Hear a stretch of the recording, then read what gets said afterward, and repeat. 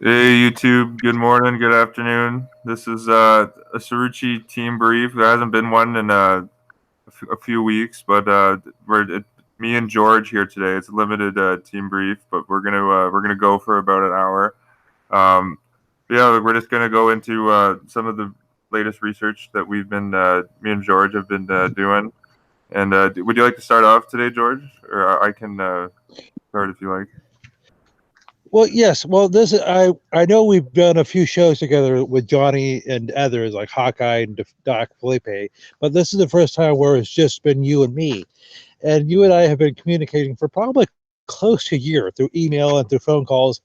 And I hope this is the first time where it's just been you and me. But I hope it won't be the last.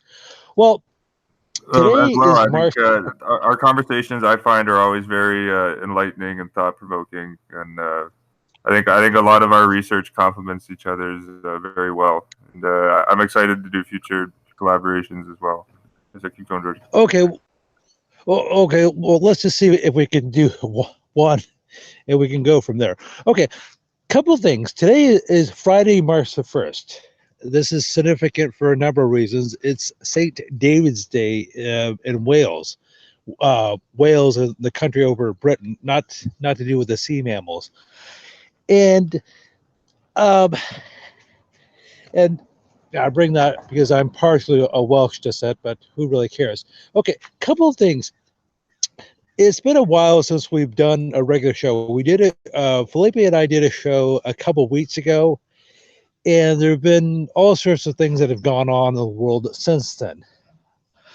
And during last year, a fellow by the name of Hank Greenwald, who was a radio announcer, he was a radio announcer for the San Francisco Giants, and he broadcast for other teams like the New York Yankees.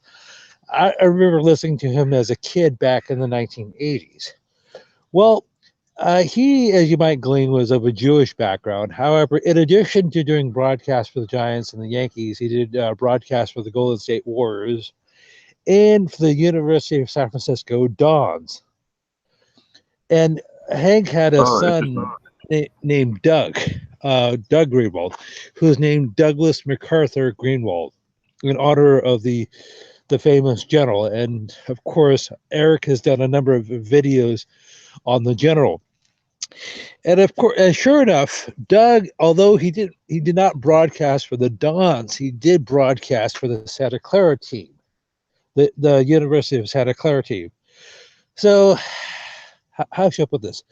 The, so the Greenwald families are a couple more examples of papal court Jewry. I mean, you have a couple of people of Jewish backgrounds who did broadcast for two SJ schools, one in San Francisco, the other one in Santa Clara.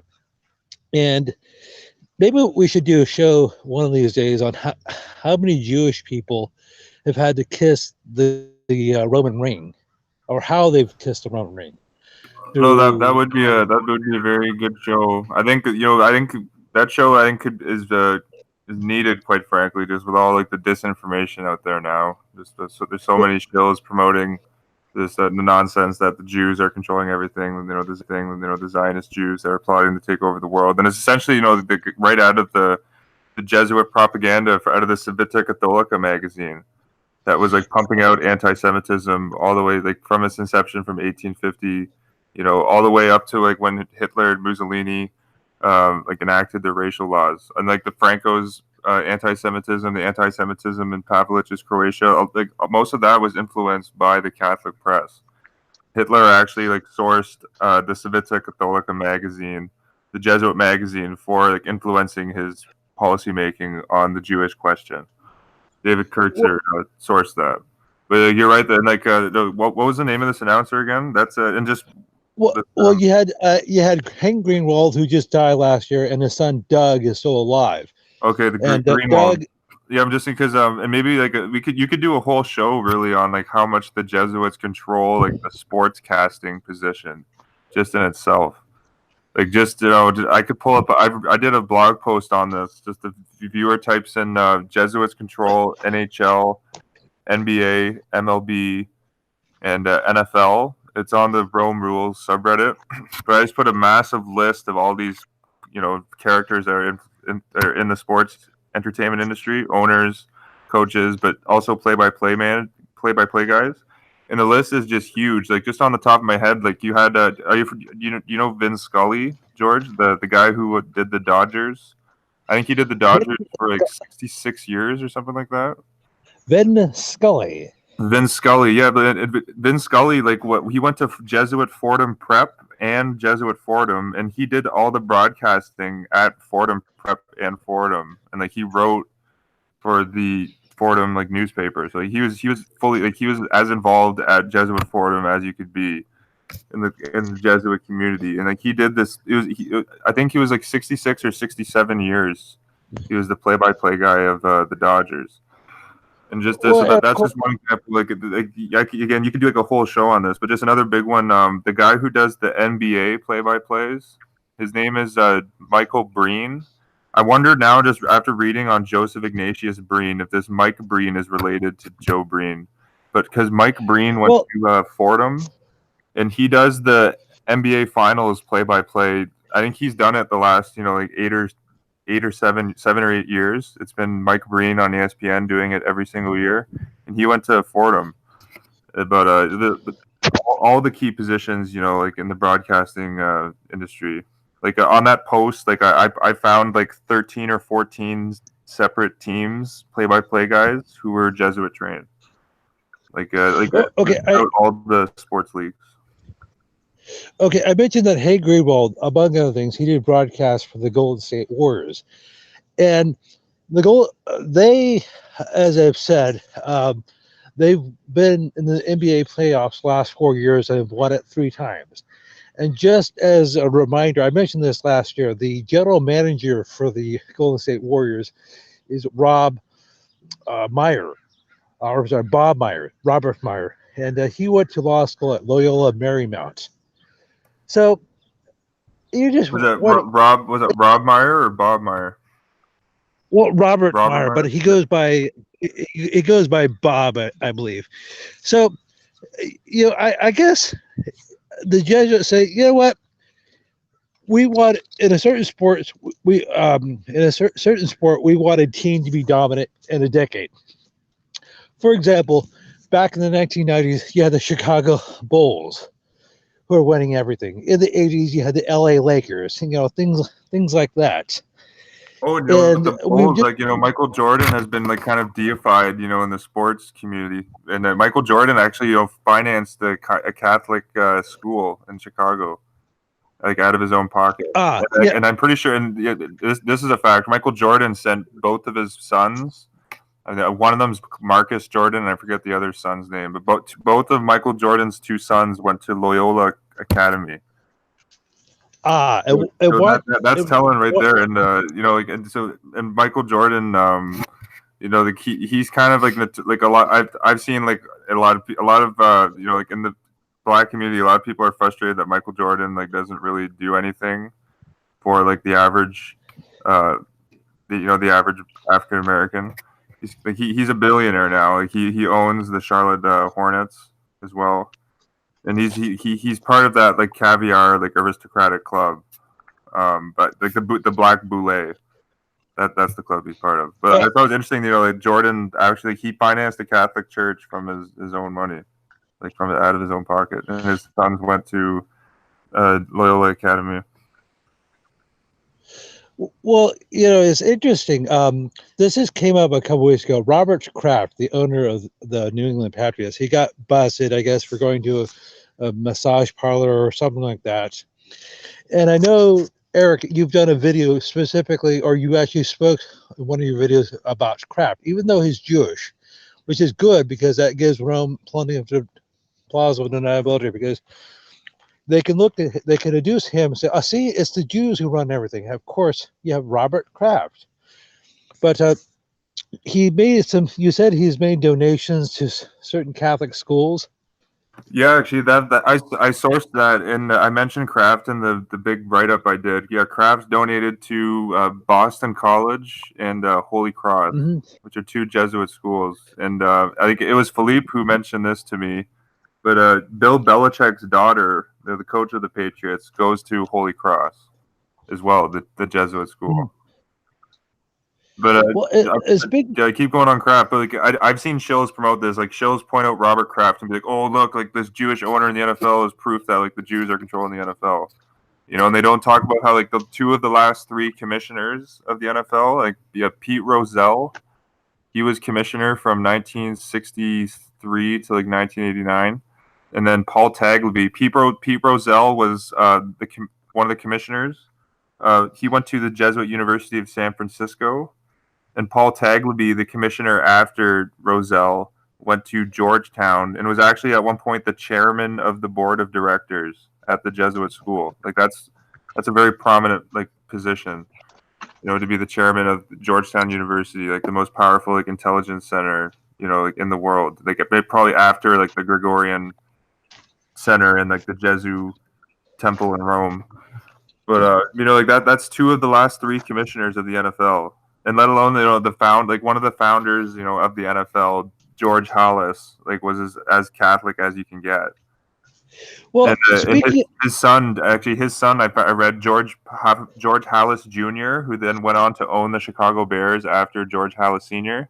There's George Halas Jr. went to Loyola Chicago, and now there's like a huge sports complex at the Jesuit school named after Halas Jr.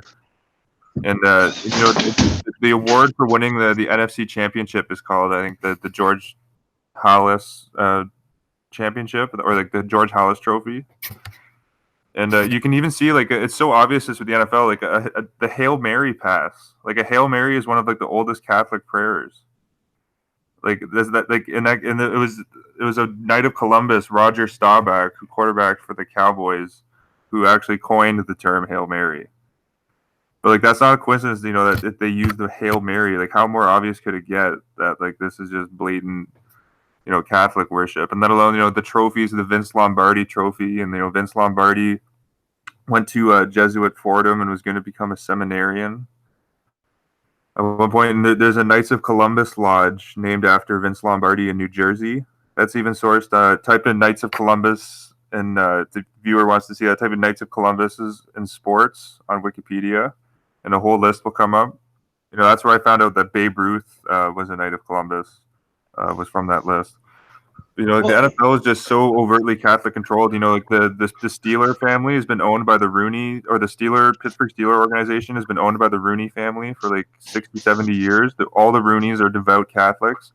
The New York Giants have been owned by the Mara family. The Mara's devout Catholics, like 4 generations, like Jesuit schooled. The 49ers are owned by the Yorks, devout Catholics. You could go on and on. Like the Cardinals are owned by the Bidwells, devout Catholics.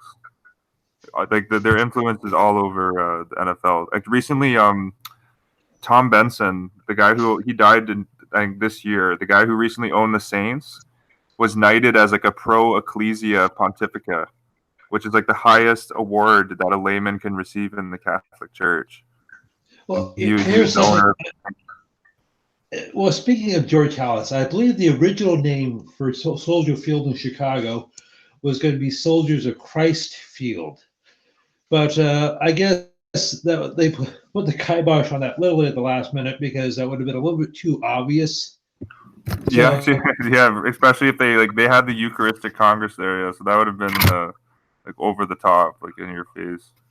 So if you just call it Soldier Field, okay, you can say, they're just paying homage to all the men who've died, all the Americans who've died for the papacy. I mean, for America, and it's interesting. Okay, I'm not doing a formal presentation on this right now. I'll call it an informal presentation. I attended a local state college. Well, I got my degree back in 2005 from a place called Sonoma State. It's California State University, Sonoma, which is in Roanoke Park, California, which is roughly an hour or so north of San Francisco. I live roughly maybe 3 miles or 3 kilometers from the campus, so it's almost literally in my backyard. Well, each Tuesday in the spring, from 4 to 6 p.m. local time, they they'll have something called the Holocaust memorial presentation, which is for usually a video, and then they'll have a speaker. And this is something they've been doing for about for the last since 1982 or 84 or something like that. 83, 84. And I actually went this last Tuesday for the first time. I've heard about it, but I just didn't have an opportunity to go there. Well, anyhow, this is the woman I've mentioned her before. The woman who I guess sponsors it is a political science professor by the name of Diane Parnas. I've mentioned Parnas before. She actually got her PhD from Georgetown University in political science. And if you look up, I can send this to you again, but if you look up her webpage at the school for the school, it talks about all the classes she teaches: the history of anti-Semitism in Europe in the 20th century, the history of the Bolshevik Revolution, 1917, the rise of the Nazis in the 1920s and 30s. Oh, can I just mention quick? 'Cause I'm sure given that she went to Georgetown, like I'm saying, there's documented evidence out there that like the Catholic and in particular Jesuit press like was at the front line of pushing the anti-Semitism. Like at this time, like it was a Roman Catholic priest, Ernest Junin, a French Catholic priest, like who like he spent like 40 years distributing the Elders of Zion around Europe, like warning everyone, saying that like the Jews are out to like take control of everything, and that like the Jews like all sorts of disgusting lies, that like they murder children, that they drink blood, like all that came out of like the Catholic press, and in particular like a lot of conspiracy theories out of the Catholic press, like on top of the anti-Semitism, there's a lot of ideologies that like the Protestants and the Masons were working with the Jews, all like in like a triangular like unholy trinity like conspiracy. Yeah, like Protestants, Jews, and Masons. Like even Mussolini's Jesuit confessor. Just I'll just keep going, George, on your talking about the conference. But Mussolini's Jesuit confessor Taci Venturi was even publishing articles about like the Jewish Masonic plot to like take over Europe, which obviously like had all this propaganda. Obviously did drive up the average man's like hatred of the Jew, like to profound levels. Like just like you mentioned, like you're probably gonna talk about the Armenian genocide, like the powerful propaganda there. They got the masses to genuinely hate the Armenians, just based off of lies in the press, like repeated over and over. Keep going, Rude.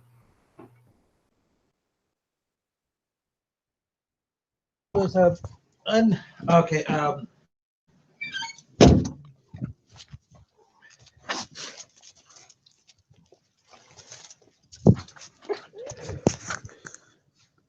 Hello. Oh, hello.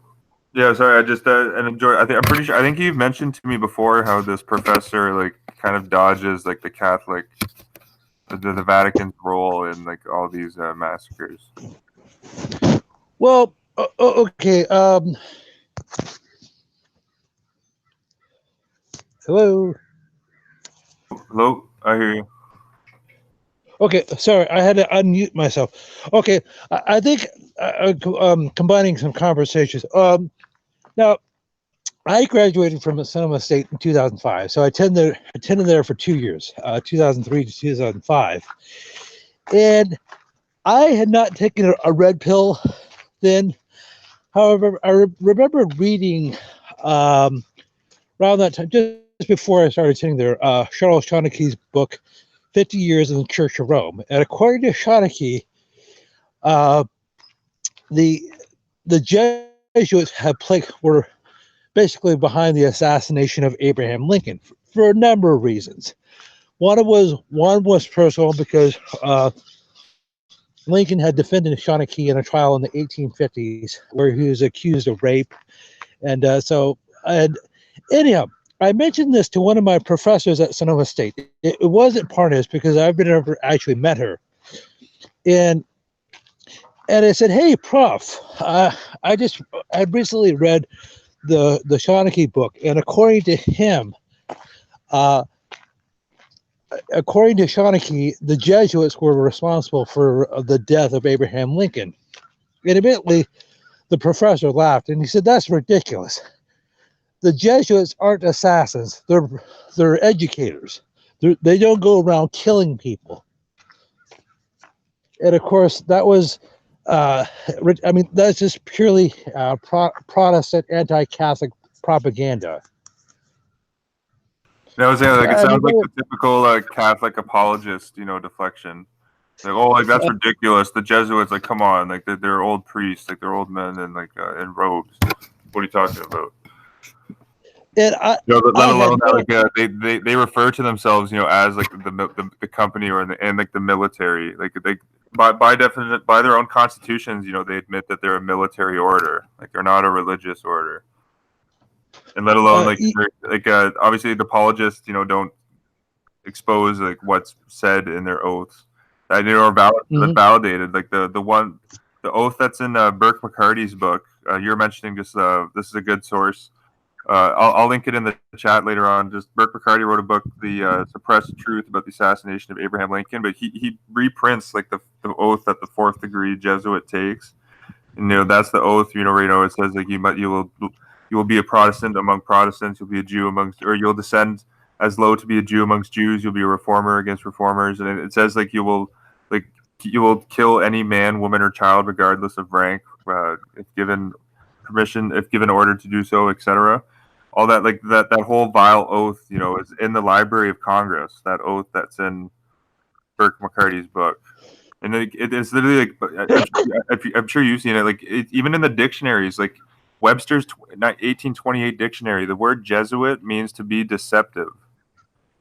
So it's even in it's pretty much universal in all dictionaries. Like the word Jesuit, the Jesuitism, Jesuitry means to trick, to deceive, to lie, to hide under a false appearance. Like it's even in the dictionary definitions. But like you're right though, the apologists they always go to they give so much money to charity, let alone that all it's been documented that the majority of 65% of the money that goes to these charities doesn't go to anyone. It goes into the pockets of the people that have money invested into the charity, because the charity is a corporation. But they fall back on that. Oh, they give so much money to these people, like they're just old priests. Okay, so if I can just get back to what I was talking about this Tuesday thing, the Holocaust Memorial. So something I think, in order to be a somewhat prominent journalist today, or for the last 100 years, or historian, you're not a journalist or you're not a historian. You're a gatekeeper. You're supposed to control what people learn. And ideally, you've been trained by the Jesuits.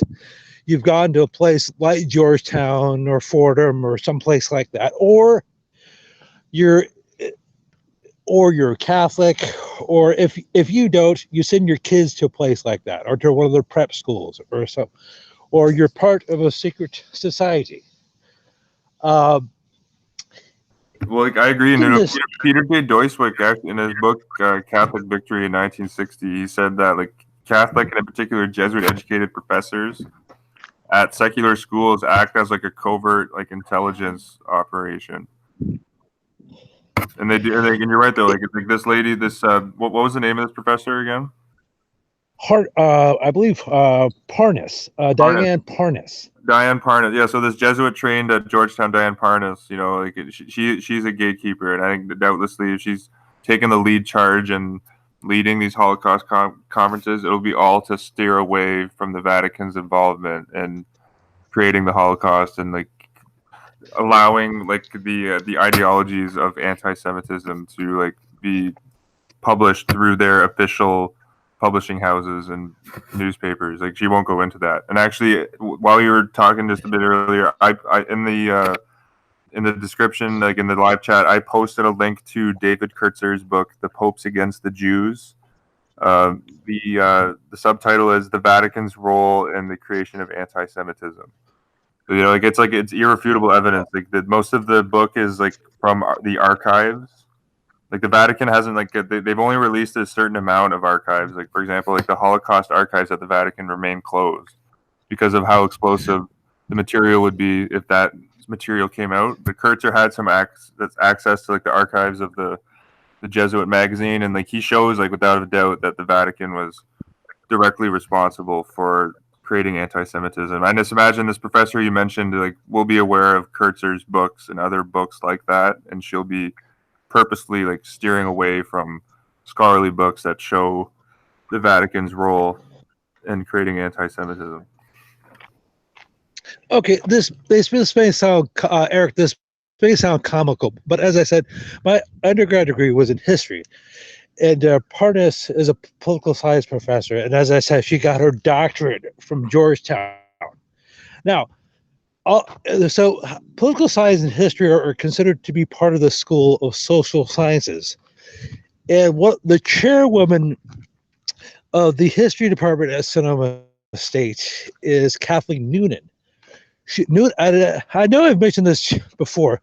Noonan got her undergrad degree from Georgetown. So Parnas got her PhD from Georgetown, and Noonan got her undergrad. And of course, she's a good Irish Roman Catholic lass. So social sciences at this school is thoroughly controlled by Rome. They determine who becomes professors. They approve the master's theses, things like that. They determine, what books they're going to use and what materials they're going to use in the class.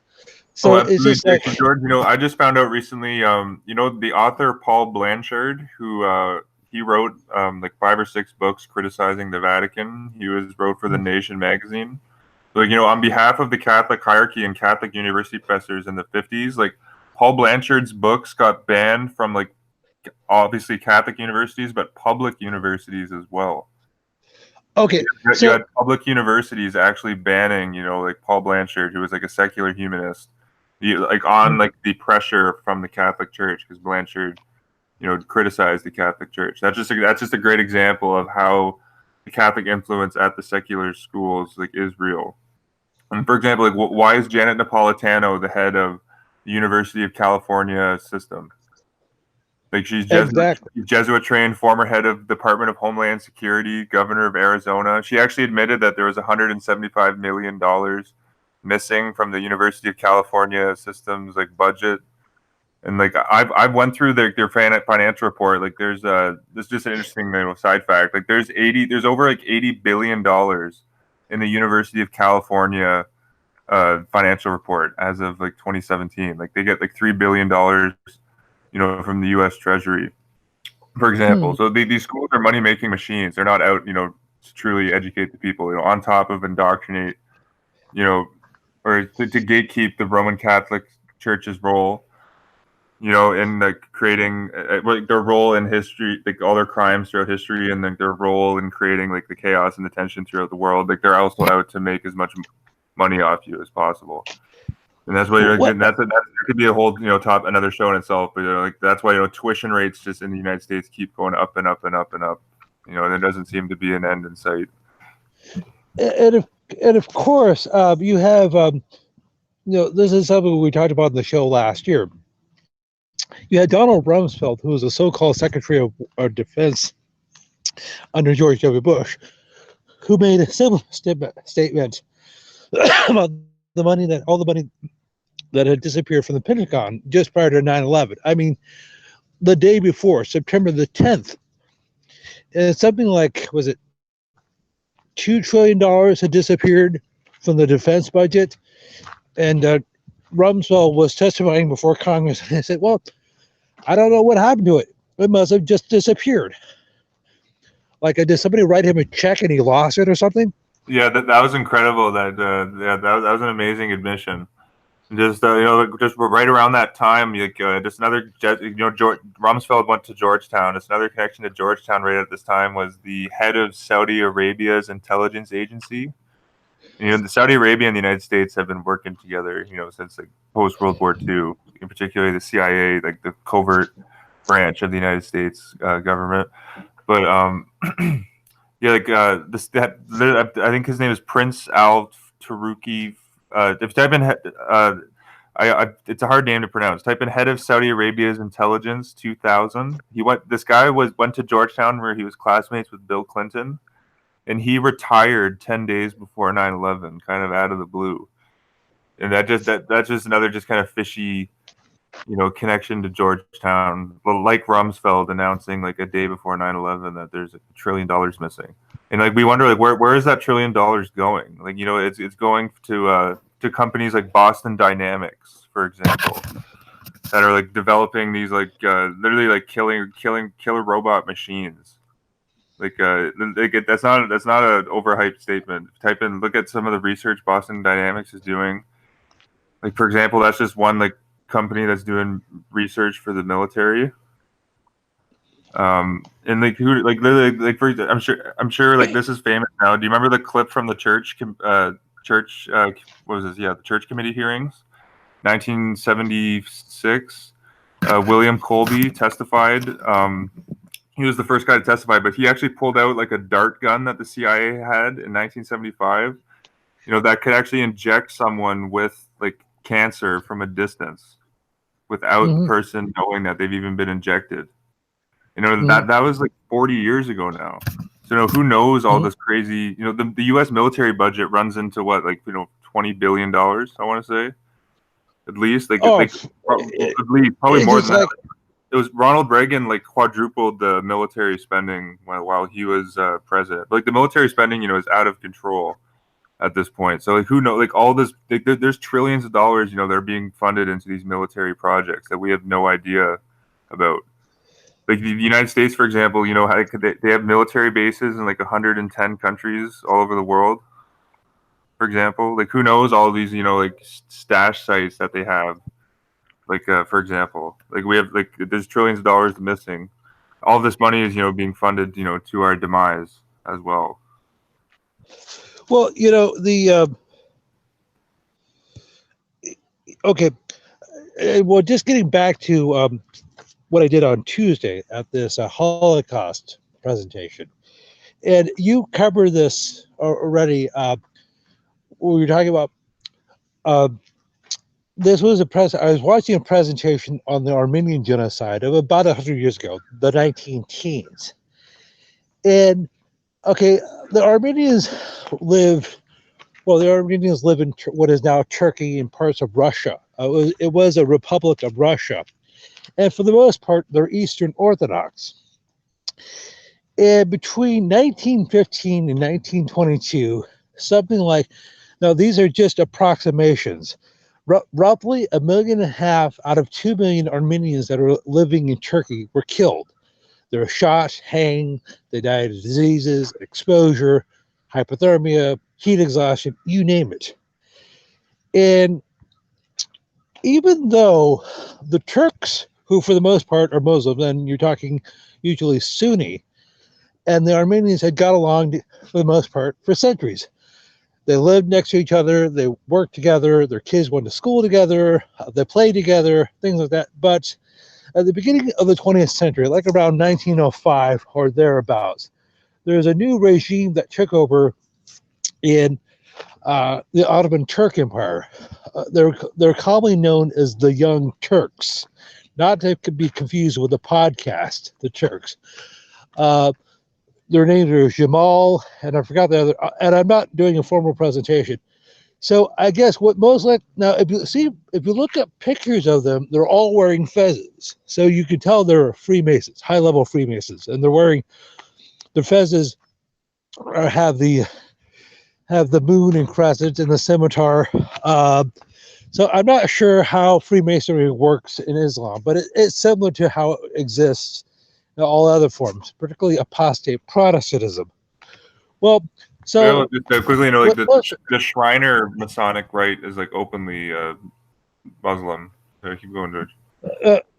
Yes. So they had some advisors from Germany who were most likely. I won't give any names right now because I'm not presenting on this right now. The odds are their advisors, like the German foreign ministers, are trained by the Jesuits or were Freemasons. So they probably told them, Hey, you know what, fellas? What you need to do is you have too many Armenians in your empire. You need to get rid of them, basically. So what we'll do is we'll help you foment anti-Armenian sentiment through the press. We'll help you plant these stories in your newspapers about, something like Armenians like to drink baby blood, or they worship the devil, or something like that, or they're all, devious and perverts. And what we'll do is we'll poison the well for you for over the course of several years. And this was, so I guess that was the fake news of their day. And this is nothing new, by the way. Uh, we Something we probably should do a show on is how Rome has controlled the media, newspapers, later on film, television, radio, almost from the very inception of those mediums. So what they Well, did, what George, the I Young think Turks did. ultimately, just quickly on the Armenian genocide, the ultimate agenda, I think, in that was to persecute, the Orthodox Church, which was like the biggest rival to the Vatican at this point. The Orthodox Church is the longest historic rival to the Vatican. Like the Orthodox Church existed before like the split of the Byzantine Empire, even in 1054. So like the Orthodox, like and quickly, like Avro Manhattan just wrote here in Catholic Imperialism and World Freedom, page 301. Just he said because the Turkey was granted its independence right like 10 years before these massacres took place, 10, 15 years. But Avro Manhattan says as long as the independent Turkish nation existed, Constantinople, by remaining incorporated in it, would never pass to her. The new Turkish Republic therefore must survive and prosper. Following this strategy, the curious spectacle of the Vatican supporting a Muslim nation ruled by an atheist dictator became a discrete feature of Catholic diplomacy. And the dictator he's referring to is Kemal Atatürk. Interestingly, the Observatore Romano, when Kemal Atatürk made the Saint Sophia's Church into like a Greco-Roman like museum. Like just think of like the humiliation. Like that would be like if the Orthodox Church turned St. Peter's Square into like a secular museum. Like that would be absolutely humiliating for Catholics. But the guy's name was Kemal Atatürk, and after he did this, the Observatore Romano, in David Kurtzer's book that I linked to the description, this paper, the Observatore Romano, was also promoting anti-Semitism quite a bit from like 1870 up to World War II. But they reported that Kemal Atatürk had been the instrument of a great victory for the Pope by annexing this Saint Sophia's Orthodox Church. I think like in terms of the long-term goal of the genocide, it was to like break the will of the Orthodox Church. Well, okay. So, and Avo writes here just quickly: the Vatican, which thunders so promptly whenever a nation threatens to secularize Catholic schools or Catholic churches, not only did not object, but actually tacitly approved and even encouraged Kemal in his scheme of secularizing this Orthodox Saint Sophia's Church. I think that was significant in like the long-term goal of the massacres. I'm no expert in I've researched the Ustashi genocide quite a bit more than the Armenian genocide or the genocide in Croatia, but I still have to do more research on the Armenian situation. But I think the secularizing of the Orthodox secular church, the Saint Sophia, was one of the key strategic goals of Vatican diplomacy in the region. Well, you see, now I am a Protestant, and I realize we don't see eye to eye on the Orthodox on a number of issues, and I'm not going to address it. However, see, now the Catholic Church traditionally has had no love for Protestantism or any sort of dissenters. Now, however, it seems that during the 20th century, she poured out her wrath against the Orthodox. Now, she had done it prior to that, but she's basically spent almost the better part of the last century destroying the Orthodox in what used to be Yugoslavia, obviously Armenia, Russia, and basically the artificial entity that was known as uh, as the USSR, the Union of the Soviet Socialist Republic. Now, I made reference to Yugoslavia. You had two countries that came into existence in the last century, about 100 years ago, the USSR and Yugoslavia. Both of those were completely artificial entities. And I know this may sound like a nitpicky point. Well, you The know, whole, roughly speaking, Tito, the communist who became the head of Yugoslavia, was a born Catholic, and like eventually, like he initially persecuted Stepniak for his war crimes and the Ustashi massacres, but Stepniak ultimately was let off the hook by Tito. And like the communist leader of Yugoslavia, Tito would then later go to the Vatican to meet with Pope Paul. And throughout the whole Yugoslavia's existence, like the country was just taking bribes from the Western powers, for the entire time. It was kind of like in a gray area of like this It was kind of like in this gray area between communism and capitalism. Like I read in Tomorrow's World magazine, interestingly, just like the wealthiest people in Yugoslavia were the Catholics. And the source for that, I'll even link that in the. It's interesting, like little 2-page article I found that was done by this Tomorrow's World magazine on Marshal Tito's, the communist president of Yugoslavia's visit to the Vatican. They said that the richest Yugoslavs were the Catholics. Like they lived in like I think the Northeast and like the industrial sector, but all the wealthiest people in Yugoslavia tended to be Roman Catholic, which I thought was interesting. And it talked about how the persecution of the Catholic Church. Initially, it was literally for 5 years. This was right after the Ustashi bloodbath. There was like a brief persecution of the Catholic Church by the communist government, but that completely stopped. And the Tomorrow's World magazine reports that the persecution of the Catholic Church in Yugoslavia is completely ceased. And it actually says that communist commissioners and Catholic bishops are now openly seen working together. Mm-hmm. Well, and that you said the most affluent people in Yugoslavia, or what used to be Yugoslavia, were Catholics. Well, funny, that for the most part is the case here in America now, and it has been for probably over 100 years. And everybody, or most people, or many people, are under the impression that it's the Jews who run everything. They run the banks, they run Hollywood. Well, you may have a few Jewish frontmen who are in charge, but that's just simply for public consumption. Now, something that I've heard people say over the years, and this is actually before I checked my red pill, because they say if you watch most movies or TV shows, you'll notice that the people who are involved with it, the directors, the producers, and so forth, they have names like Abrams, Cohen, Bernstein. Okay, and that that may be true, but who are the accountants? Who are bankrolling these movies? Steven Saxton, who's the chairman CEO of Hollywood Pictures International. You can see on his Wikipedia page, type in Steven Saxton, Hollywood Studio International. He's personally his studio has financed over 50 prominent Hollywood movies. And he's a Knight of Malta. He was personally knighted by John Paul II in 2004.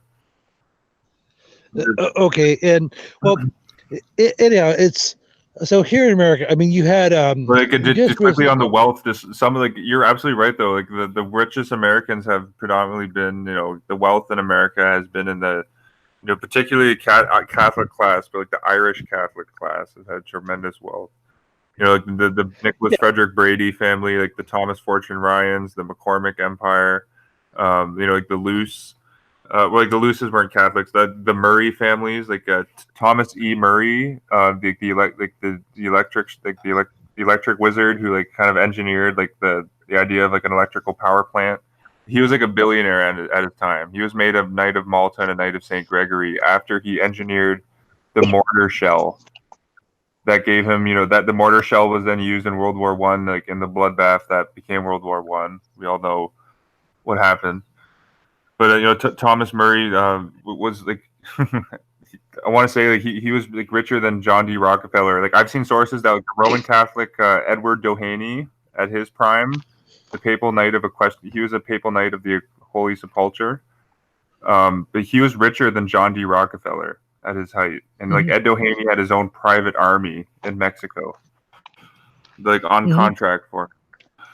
But like a lot of like there's just a lot of disinformation that like they hide these like super rich Catholic bankers. Like for example, like John J. Raskob at his height was worth, it would be in today's dollars probably like $20 billion. John J. Raskob, like I read the source for this is DuPont Dynasty by Gerard Colby. Like at his height, Raskob, like through all of his subsidiaries, was actually employing like 20% of all of America.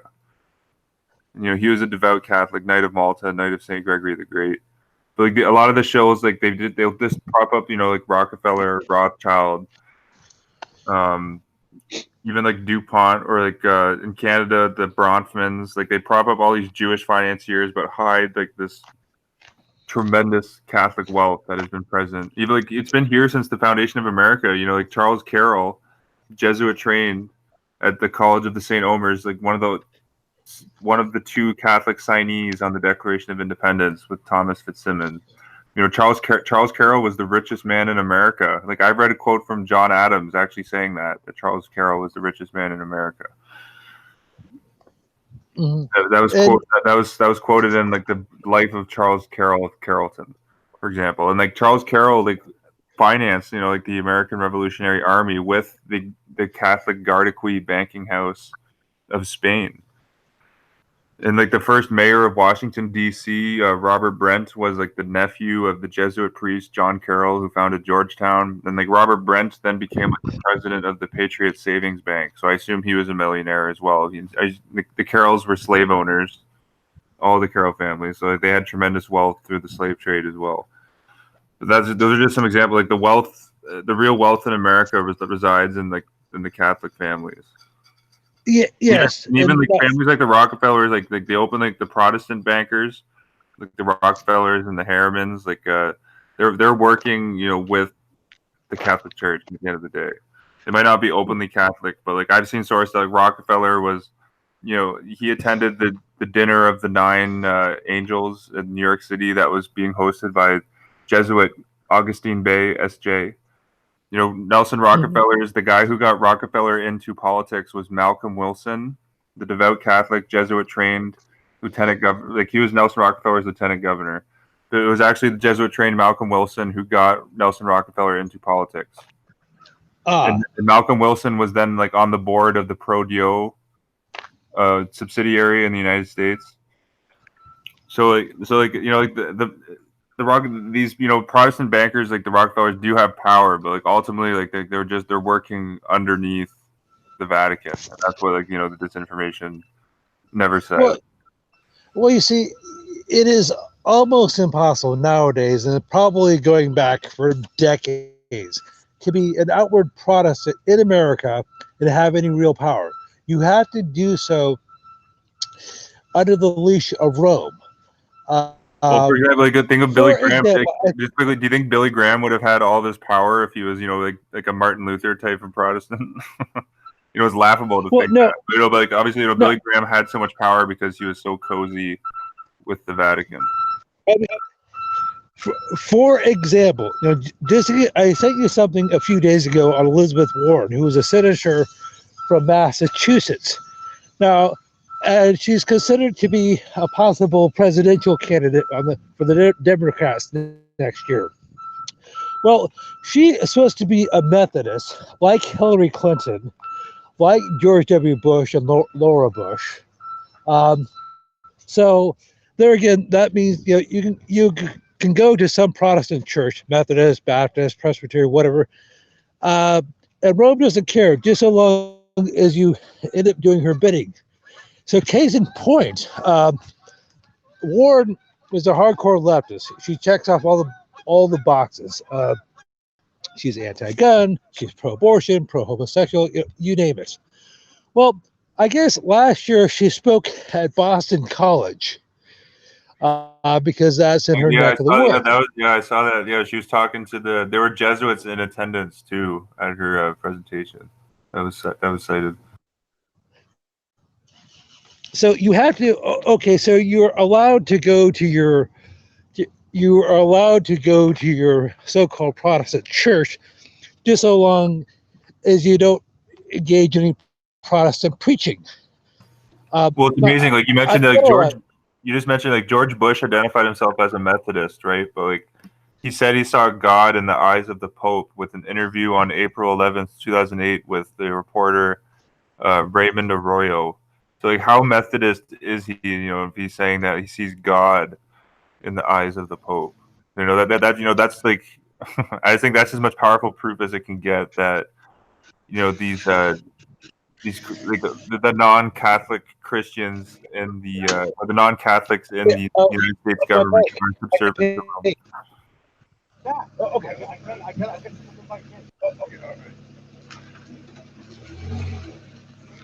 Oh, you good, Jordan? Hello. Oh, hello, I hear you. Oh, I'm sorry. I was talking to my brother-in-law. So No worries. And just George, just the Elizabeth Warren speaking at Boston. That was what was that 2017? That was oh fairly yeah, recent. yeah. It was like 2018. last year. And so if you're going to be a politician of any sort, senator, governor, and even if you were not a Catholic, and even if you're supposedly a Protestant, you basically had to pay homage to Rome Oh, by okay. at least What's Rom? You sent me this, George. What's Rahm Emanuel? Is he openly Jewish? yes, Or yeah, he recently spoke at Loyola Chicago. What was it? Yeah, Loyola yeah. Chicago. And he was part of I forgot he was in the Obama administration. I forgot he wasn't attorney general, but he was like chief of staff or something like that for Obama. I had to go look that up. So you know, I mentioned this to you before. Last year, I watched a video series on YouTube, which is it's called Eyes on the Prize. Here in America, we have one of our networks is called PBS, Public Broadcast System, which was launched in the 1960s. It was a brainchild of the Jesuits. I mean, Lyndon Johnson. And Eyes on the Prize came out in the 1980s, like 1986, 87. And it was supposed to be covering the civil rights movement, mostly of the 1950s and 60s. And I know I've talked about this before. Now we're just talking about Rahm Emanuel, the mayor, the Jewish mayor of Chicago, and how he recently spoke at Loyola Chicago. Well, in this series, Eyes on the Prize, okay, if you didn't know this, but just by watching the series, you know that Rome was at least involved with the civil rights movement. And however, if you do a little bit of digging, basically they were not only involved, they basically controlled. They were in charge from stem to stern. Well, George, sorry, I Uh, apologize if you mentioned this to me while we talked in private. But like, did the documentary mention just Teddy Hesborough in particular? actually, they mentioned it. Okay, not okay. There's two different things. There's the video series, which is 14 parts, and then there's like a PDF companion, which goes into more details. They have more notes. They do talk about Hesburgh in the PDF, but not in the video series because I guess they didn't have time. Okay, something you had mentioned before, as well as the other Eric John Phelps, is there's a picture from 1964 of Martin Luther King meeting with Paul VI, Giovanni Montini. And in the background, you also see the gorilla, Marcinkus, Paul Marcinkus. So Martin Luther King was supposed to be a Baptist, a Protestant. What in the world was he doing in Rome meeting with the Pope? So that seemed awfully suspicious. Now, something I mentioned Yeah, before. and Martin Luther King early in his life, just adding just to that great point, George. Like as a Baptist, like what was he thinking? like showing that he wasn't protesting, as a Protestant like at all. Martin Luther King, while he was touring in St. Augustine, Florida, this was in the book. This book was written by a Jesuit, but there is some interesting information. The book was called Vatican's Secret Diplomacy: The Life of Joseph Patrick Hurley. The Jesuit who wrote it was Charles Gallagher, S.J. But there's some information how Martin Luther King was very close with this Jesuit-trained Joseph Patrick Hurley, this American prelate in the Catholic Church. And when Martin Luther King was touring St. Augustine, Florida, he selected, when he was touring the South, he selected St. Augustine for this one tour because he knew how Catholic St. Augustine was. That's what this author was saying. And he said Martin Luther King wanted to rally behind the Catholic, he wanted to get the Catholic vote and the Catholic cause, on his side. And I've seen I've seen photos, for example, I've seen Martin Luther King in a photo with the Jesuit Eugene Boyle, S.J. This was the Jesuit who was who was behind the Black Panther movement over in San Francisco, who was at the Sacred Heart Church. He was the black kids were shown pictures of white police officers depicted as pigs and monsters, and it was the origins of the current race war we're seeing, but under the guise of the Jesuit Eugene Boyle, I mentioned, who was close to Martin Luther King. These black kids were shown pictures of white police officers depicted as pigs, and were told that white people are the cause of all their problems. And just think about the mockery, Jim Jones, there's, on the word of Alberto Rivera, Jim Jones, the crazy priest who founded his Jonestown cult down in Guyana. It was his People's Temples cult in San Francisco. And Jim Jones, Alberto said he was a Jesuit, which I think is very possible. Jim Jones's childhood friend, the devout Roman Catholic Dan Mitrione, who is creating all the torture programs down in South America and Uruguay and Brazil while he was still alive in the 60s. Jones was childhood friends with Dan Mitrione, a CIA agent. But the whole the whole model of Jonestown itself was a Jesuit production in nature. If one studies how the Paraguay camps were operated back in the 1600s. So yeah, I think I got a little off topic there, but well, of course, well, that's okay. I mean, I like, it's fun getting off topic. Now, speaking of Eyes of Prize, and I know I talked about this last year. George, thank you for mentioning that. This is the point. This is the point I was wanting to make with Jim Jones. I wanted to connect to the civil rights movement. Martin Luther King was given, Jim Jones was given a Martin Luther King Award. That's what I wanted to. That's what I was thinking of. Mm-hmm. Yeah, that you can see the photo. Yeah. Of that. And and that just shows that Martin Luther King, they're very fishy to say the least, that they're giving this crazy, radical psychopath the Martin Luther King Award. And Johnny did a show on this. Martin Luther King's daughter even went to see the Pope recently. So after he was after he was murdered, by the FBI and the CIA, they've pacified the King family to get in line and be obedient with the Jesuit agenda. Okay, well, it's interesting. You could just do a whole show on the Eyes of Prize. The executive producer of the series from the 1980s was Henry Hampton, who is from St. Louis, Missouri. Hampton went to St. Louis University High School. Also, he received an honorary PhD from St. Louis University and from Boston College. As I said, Hampton was the executive producer of the series.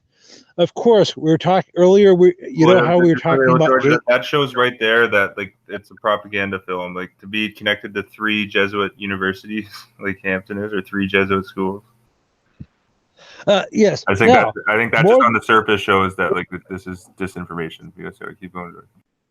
Okay, so one of the series, that is a 14-part series, and one of the episodes is 12 or 13.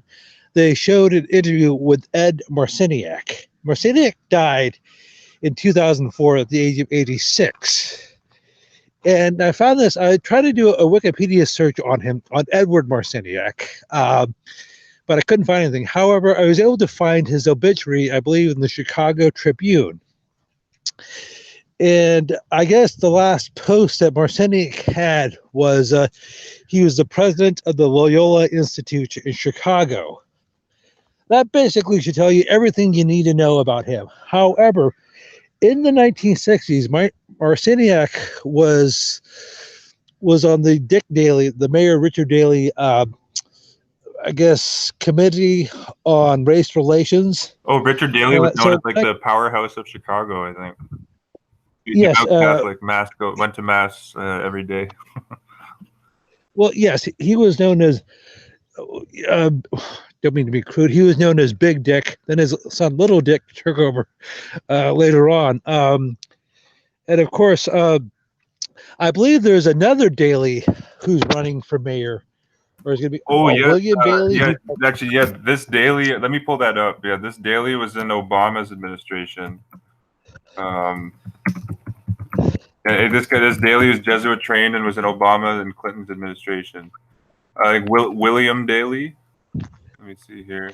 Yeah, yes. Bill Daley, yes, and he also served on the executive committee of J.P. Morgan Chase. Interestingly, of course, he served on he was U.S. Secretary of Commerce from 1997 to 2000 under Jesuit-trained Bill Clinton. And William Daley, he actually it says he came third. He didn't win the race. I'm shocked he didn't win the mayor. I'm sure the mayor of Chicago is not openly Catholic, because like Rahm Emanuel will be completely subservient. Chicago is like the most Catholic city in America. You can make the case for. But it says here Daley came third in the race. So if he's not mayor of Chicago, I'm sure if the next presidential candidate's a Democrat, I'm sure Daley will be in the administration. Okay, well, it's interesting. If you look at Chi-Town, Rome has basically controlled it from the very inception. There, even when you do have non-Catholics as mayor, they're under Catholic control. For example, the first black mayor of Chicago was Harold Washington. And he's there for maybe 4 or 5 years. He died relatively young of a heart attack. But the first place where he announces, now, Washington, I believe, was supposed to have been a Baptist, but he actually announced his candidacy for Chicago, the mayoral race of Chicago, actually at a Catholic church. Oh, interesting. Well, George, it makes you think, like, what did James Edward Quigley say? Like, he said this in 1903, and this applies to all mayor candidates in Chicago, to this day. He said in 1903, James Edward Quigley, the Archbishop of Chicago, that I think it was word for word. He said, this was reported in the Chicago Tribune. I have this archived on my archive.org library page. But he said that I would like to see the politician who would run against the church in Chicago. His reign would be very short indeed.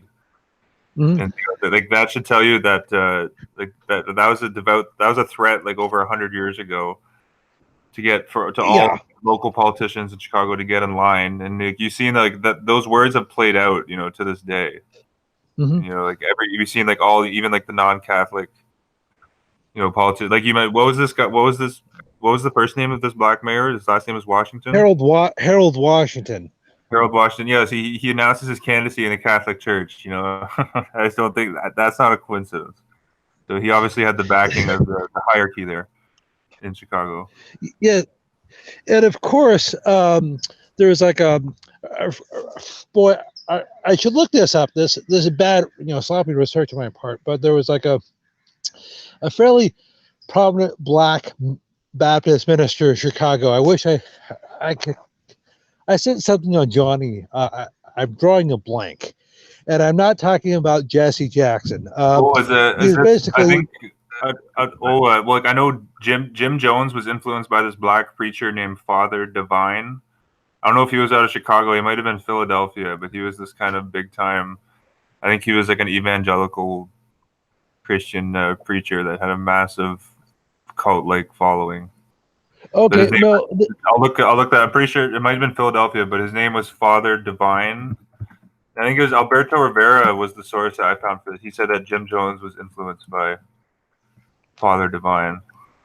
Okay, so there was this fairly prominent black minister in Chicago. Um, and he was involved with Illinois politics. He was an alderman in Chicago, and I think he was a state representative, things like that. Well, even though he pastored a Baptist church, he sent at least two of his kids to Catholic schools. And I'm sorry, I'm drawing a blank as to his name. I could go look it up. But this is something how things work in Chicago, and this has been the case for probably going back to the 19th century. Even if you're not outwardly Catholic, you may be Jewish or some type of Protestant. As I said before, you have to acknowledge Rome, such as, you had to send your kids to a Catholic school, or you had to be on the board of directors of a Catholic school or a Catholic hospital or something like that, or you're a Freemason. Rome has to have her hooks in you somehow, or in your family. And that's not just Chicago. That's a microcosm of, which is or simply a microcosm of the U.S. and the world. Now, I sent you this a day or two ago. There was a mayor here of San Francisco named Ed Lee.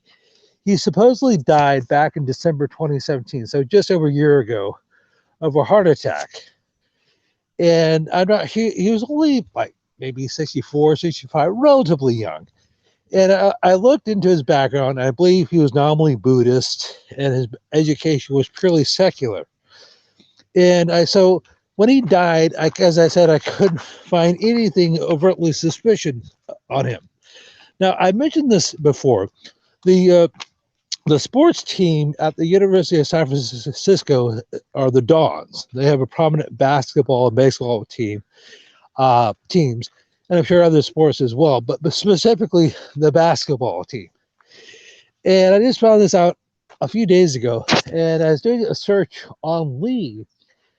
Turns out he was a season ticket holder for the San Francisco Dons, the University of San Francisco Dons. And so I guess that was just one small example of how Rome had her hooks into him. Oh, that's very interesting, George, to say the least. You know, the San Francisco mayors have been like notoriously controlled by Rome forever. Like, well, I have a guy pulled up here. I'm screen sharing now. I don't know if the viewer can see my screen, but I have a guy on the screen. You know, Frank Jordan. He was the mayor of San Francisco he was the 40th mayor from 92 to 96. It says here, but he was also the chief of police from 86 to 90. And he went to the Sacred Heart School and also he studied political science and government at the University of San Francisco. But, you know, I think we could do a whole show on like the San Francisco mayoral candidacy and like how much it's owned by the University of San Francisco. I'm pretty sure the current mayor, London Breed, she went to the University of San Francisco as well, right? Let me see here. Yeah, University of San Francisco. Yeah, master's degree in public administration. So they have that position on lock. And you know the city of San Francisco is very Jesuit. Like that's where like the Bank of America was created in San Francisco. Lockheed Martin was created in San Francisco. The Hearst Empire was created in San Francisco, for example.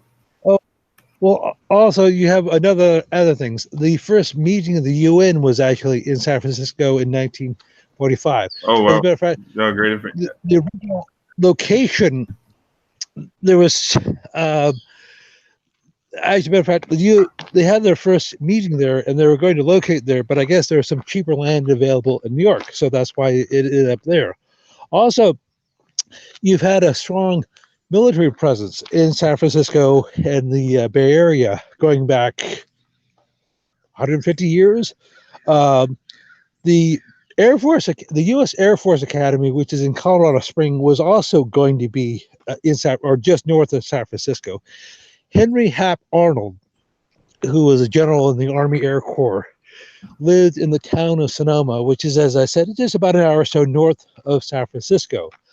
He wanted the Air Force Academy to be here. As I said, I mentioned earlier in the show, I graduated from Sonoma State University. The Air Force Academy was going to be there. It was going to be in the unincorporated area between Santa Rosa and Petaluma, California. And the pilots were going to fly, would have flown out of Hamilton Field in Nevada, which is just south of here. But the deal, there are three proposed sites. The area just north of San Francisco, Colorado Springs, which is where it is, and the area of Wright-Patterson, Ohio. Carl Spots, who was an Air Force in the Army Air Corps and the then U.S. Air Force, or what would become the U.S. Air Force, was from Colorado Springs. The third candidate was Wright-Patterson in Ohio, because Curtis LeMay was from there. Curtis bombs away LeMay. Now, as it just so happens, all of them were de facto apostate Protestants. Arnold grew up Baptist, Spots grew up Lutheran, and LeMay was Methodist, and he's of Huguenot descent. All of them were high-level Freemasons. And I realize we could just do a show on the Army Air Corps / Air Force. And anyhow, yeah, well, so a big key to with the Jesuits, with the Air Force that I found was General Joseph Francis Carroll. He was trained by the Jesuits at Loyola Chicago and has become a Catholic priest, but he was the founding director of the AFSOI, the Air Force Office of Special Investigations. I just thought that was very significant. Carroll, the Jesuit-trained Carroll, was also the first director of the Defense Intelligence Agency. Okay, yeah. So I think I got to do more research on the Air Force. I've done more. It's probably one of the U.S. government agencies I've done the least study on. But I thought that Jesuit connection to the Air Force via Joseph Francis Carroll was very significant. Well, even though officially the U.S. Air Force is the newest branch, is just over 70 years old. Well, and it came into existence officially in 1947, but it existed prior to that because it was part of the Army. However, even though it's the newest branch, it has probably done the most damage. I hate to say this because my dad was in the U.S. Air Force. Well, actually, just quickly, George, I was reading a great book on Lockheed Martin recently called "The Prophets of War," and just I'll let you keep going here, but like it's kind of disgusting, like just the stuff the Air Force does. Like they Lockheed Martin is essentially like a private branch of the U.S. Air Force. Like the Air Force is all about. It was just kind of incredible, just some of the schemes that the Air Force and Lockheed Martin pulled. I just wanted to source that. You can find that on my library. It's called "The Prophets of War: Lockheed Martin and the Making of the Military-Industrial Complex." There's just some interesting information on the relationship from Lockheed to the Air Force. And just quickly with what Lockheed, it was Der Spiegel magazine, and the Jesuits have never refuted these allegations. But it was Der Spiegel magazine that actually made the claim that the Jesuits controlled Lockheed. And they also mentioned Boeing as well. And this was the same Der Spiegel article that claimed that Armedo Giannini, the founder of Bank of America, was acting as like a straw man or an agent of the Jesuits. And I haven't seen the Jesuits ever, deny those allegations that Der Spiegel made about Lockheed Martin and Lockheed Martin and Bank of America. And just quickly, Lockheed, there's a scholarship program at Santa Clara University it's called the Lockheed Martin Scholarship at the Jesuit University of Santa Clara Engineering School, I think. And I'm going to pull up to this really quick, George. Just literally, because Lockheed Martin and the Air Force are so pretty much 60% of Lockheed's business comes from Air Force military government contracts. So the Air Force is the key, has been the key to Lockheed becoming the massive arms maker that it is. I just want to pull up here this. I found this. George, you sent me some good information. The viewers, I recommend to everyone that they go through the boards of directors lists or the boards of trustees lists at all 28 Jesuit universities. They're very, very prominent, to say the least. But I found this connection to Lockheed Martin from the Fordham trustee list. Her name is Marianne Levan. I'll post this in the chat. She's the senior vice president, general counsel, and corporate secretary of Lockheed. She's currently on the Jesuit Fordham University board of directors, and she just another Catholic connection. She also serves on the National Cathedral School, which obviously is a Catholic school. But this is Lockheed Martin is it's fascinating. Like if the viewer wasn't aware, it's been claimed by Der Spiegel that Lockheed was controlled by the Jesuits, and they do have a scholarship program at Santa Clara University, a Jesuit school, and Lockheed does donate lots of money to Catholic charities as well. That's another. But I went into Lockheed a bit just because they work hand in hand with the Air Force. For example, some of the scams were incredible. Like the Air Force would waste taxpayer dollars. Like Lockheed Martin would charge the Air Force $900 for a toilet seat that only cost $3 to make, and it was all spent on taxpayer dollars to make the Air Force and Lockheed both richer. That's just one little example. Literally, they were charging $900 for a toilet seat. I just thought that there was some incredible, just financial information in that book, just showing how close Lockheed, because literally the Air Force is the Lockheed Martin's biggest customer, and Lockheed's been shady. I know you're aware of Prince Bernhard, George, of the Netherlands, the pedophile. He actually, there was accusations that he was a pedophile. He was a Knight of Malta, and he was a Nazi sympathizer. He was one of the co-founders of the Bilderberg Group, but he actually was bribed by Lockheed Martin. He took millions of dollars from Lockheed.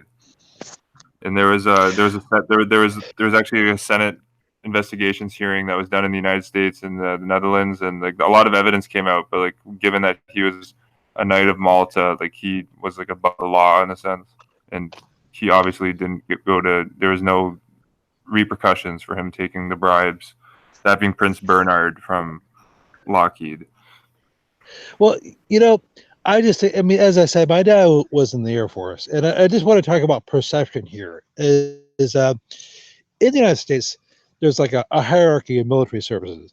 Yeah, the United States Marines, who are technically speaking part of the Navy, as they'd like to say, they're under the Marines are under the U.S. The Department of Navy. They like to say they're in the men's department, and the Air Force is considered to be the clean branch. They don't get their uniforms dirty. It's almost like being a civilian in uniform. However, this is a complete psyop, because, as I said earlier, the Air Force, even though the U.S. Air Force, even though it's the newest branch, they probably, beyond question, have been responsible for more death than all the other services combined. If you look at what they did in World War II as the Army Air Corps, the bombing of Germany, specifically places like Hamburg and Dresden, Tokyo. Later on, what they did in Korea in the early 1950s, what they did in Indochina in the 1960s and 70s, what they're doing currently in Iraq and Afghanistan. The U.S. Air Force has been responsible for the last 75 plus years for millions of deaths all over the earth. And they can get away with this because they can just use the cover of the war. Because, well, the Air Force, people might say, yes, the Air Force has killed a lot of people. However, they're enemies. I would say it was the Air Force that was right behind the Agent Orange biological warfare that was released in Vietnam, right? Those were dropped. The Agent Orange the gas agents were dropped by Air Force planes. Yes. I think in that case, I want to say there was at least 30,000 dead.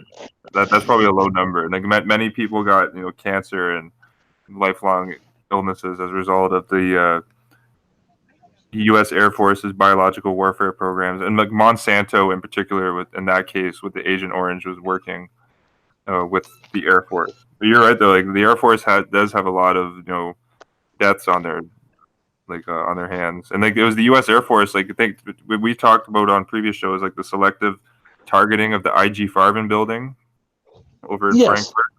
That was the United States Air Force that dropped 12,000 tons of explosives on Frankfurt, but just somehow missed the headquarters of IG Farben, like the principal military backer of the enemy Nazi regime. Like there is no Nazis without IG Farben. They go hand in hand together. But the big secret to that though was that Standard Oil, the DuPonts, the Mellon family, General Electric, Westinghouse Electric, the United Aluminum Corporation all had cartel agreements with IG Farben. There's even John Foster Dulles. There was a company set up in the United States called the American IG Farben, and John Foster Dulles was its representative, and he was he was at Sullivan and Cromwell at this time. And John J. McCloy even was the lawyer for the the IG Farben assets in the United States at this time. And just with the building, it's fascinating. I just couldn't believe it. The actual IG Farben building was the headquarters of the CIA's operations in West Germany. This is when they were creating the Gala network, the BND. And just in the 70s, this is literally a building of death. IG Farben was responsible. They literally had a slave labor camp at Auschwitz. People need to know the depravity of the chaos that IG Farben created. But the IG Farben building was named the Creighton Abrams building, named after the U.S. General Abrams, who just so happened to converted to Catholicism right before this building of death was named to the Creighton Abrams building. And it's just fascinating. And thing with IG Farben, if you're not, the name Herman Abs, he did financial work for IG Farben during the war. He became a president of Deutsche Bank. He was a Nazi financier. And as a result of the Michelle Sindona, Roberto Calvi situation, Marcinicus appointed Herman Abs, literally a Nazi banker for IG Farben. Herman Abs became the official. He was on the board of the Institute of Religious Works. It was so outrageous that the Vatican event after 3 or 4 years, eventually Abs stepped down because there was a lot of people were saying this is absolutely ridiculous that there's a Nazi who's affiliated with IG Farben on the Vatican Bank board. But even then, that's kind of child's play when you think about Otto Ambrose, who was one of the chief chemists at IG Farben, developed all sorts of different gas variants that were used in the death chambers. Otto Ambrose became just after the war through paperclip began to do consulting work for the W.R. Grace Company in New York City under Knight of Malta J. Peter Grace. And Otto Ambrose then also did work for U.S. companies Dow Chemical. And this Nazi IG Farben chemist, Otto Ambrose, then actually worked for the U.S. Department of Chemical Warfare. He worked for the chemical division of the U.S. Army. So it's but you see there's no depth to how far these as Johnny would say, these oath breaking Roman traitors will go. They'll sympathize, they'll work with any the foulest of the dictators and tyrants, and that's just them working with the Nazis is a great example. There's many examples of them working with tyrants in the past, but speaking. But just to tie it in with the Air Force, you see by the Air Force not hitting the IG Farben building, you just see who are they really working for? They have 12,000 tons of explosives. So you telling me that they really was it just was it just stupidity? Was the pilot just was it really just him missing the IG Farben building?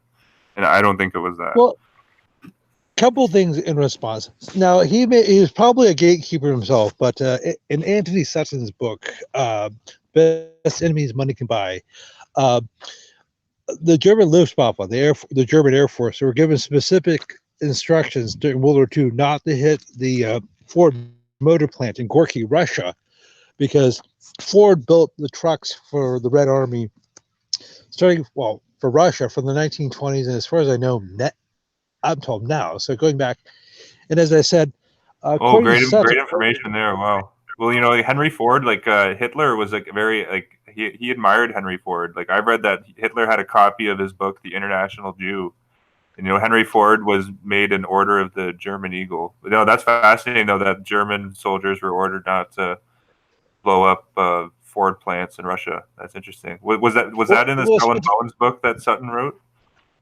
No, it was actually in Best Enemies Money Can Buy. Now, here's something I don't have any documentation on this, but I'd imagine it was a similar situation in Japan with the Army Air Corps. They were given specific instructions as to what they could bomb and what they could not bomb.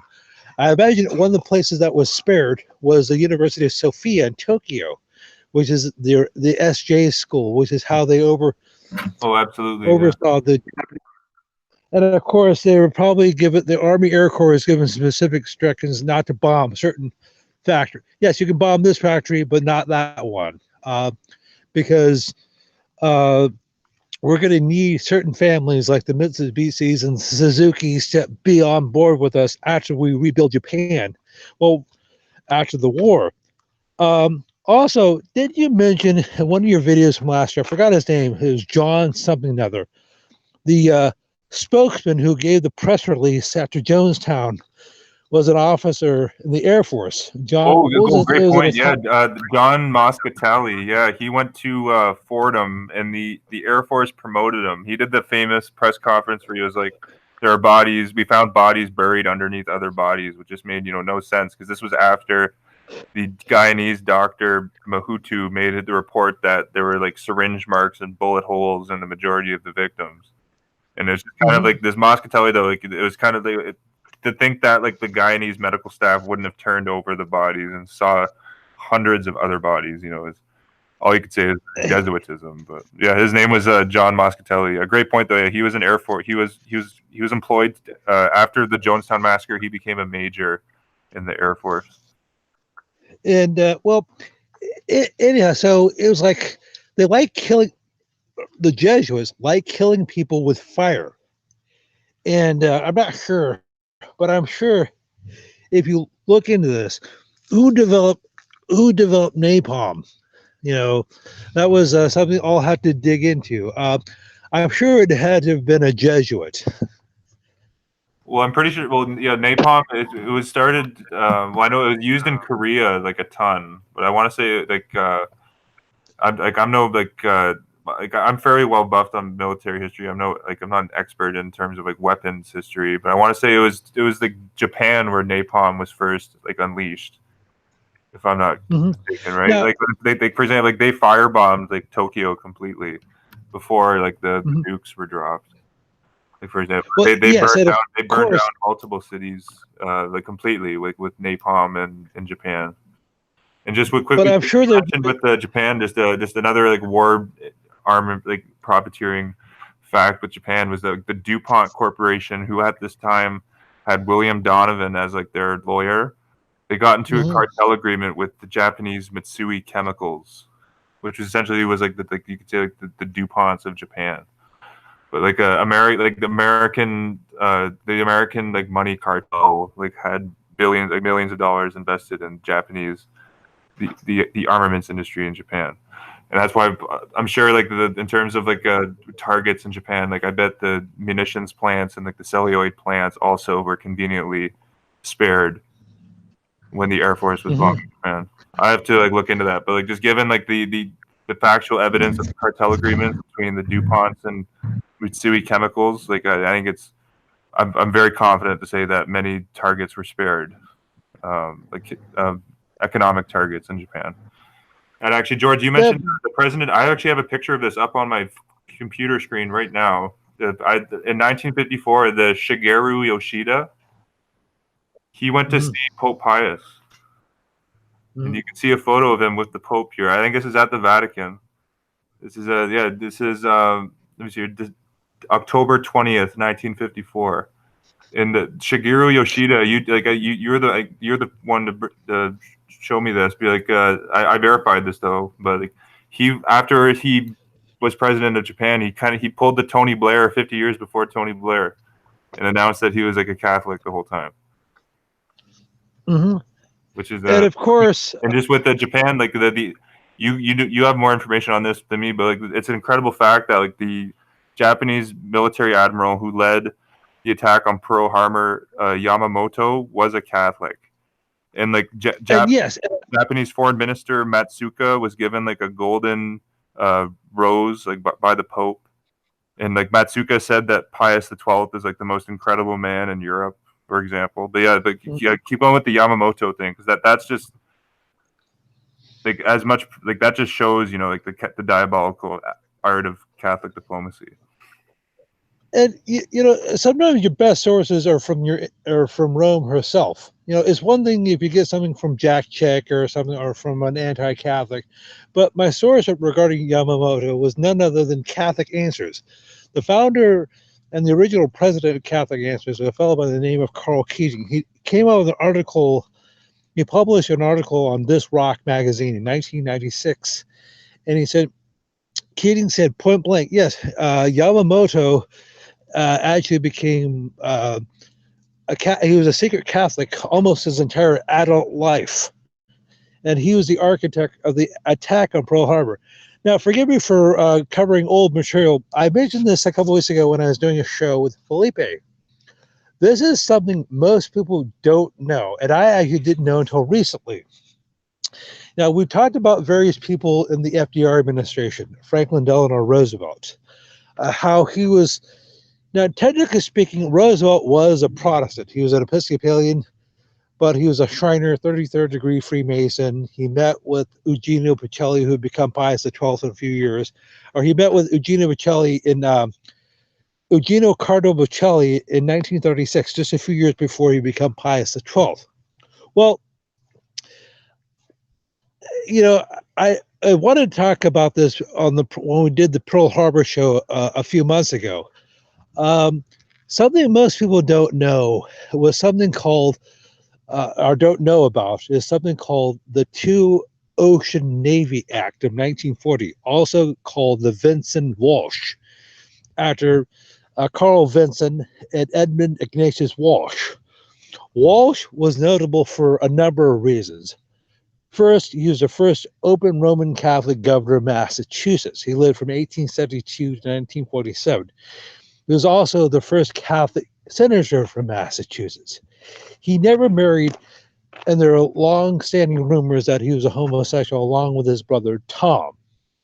But that's another subject altogether. So while he was senator from Massachusetts, he and Vincent came up with this act. So what it did is it increased the size of the U.S. Navy by about 2/3, or more than 2/3.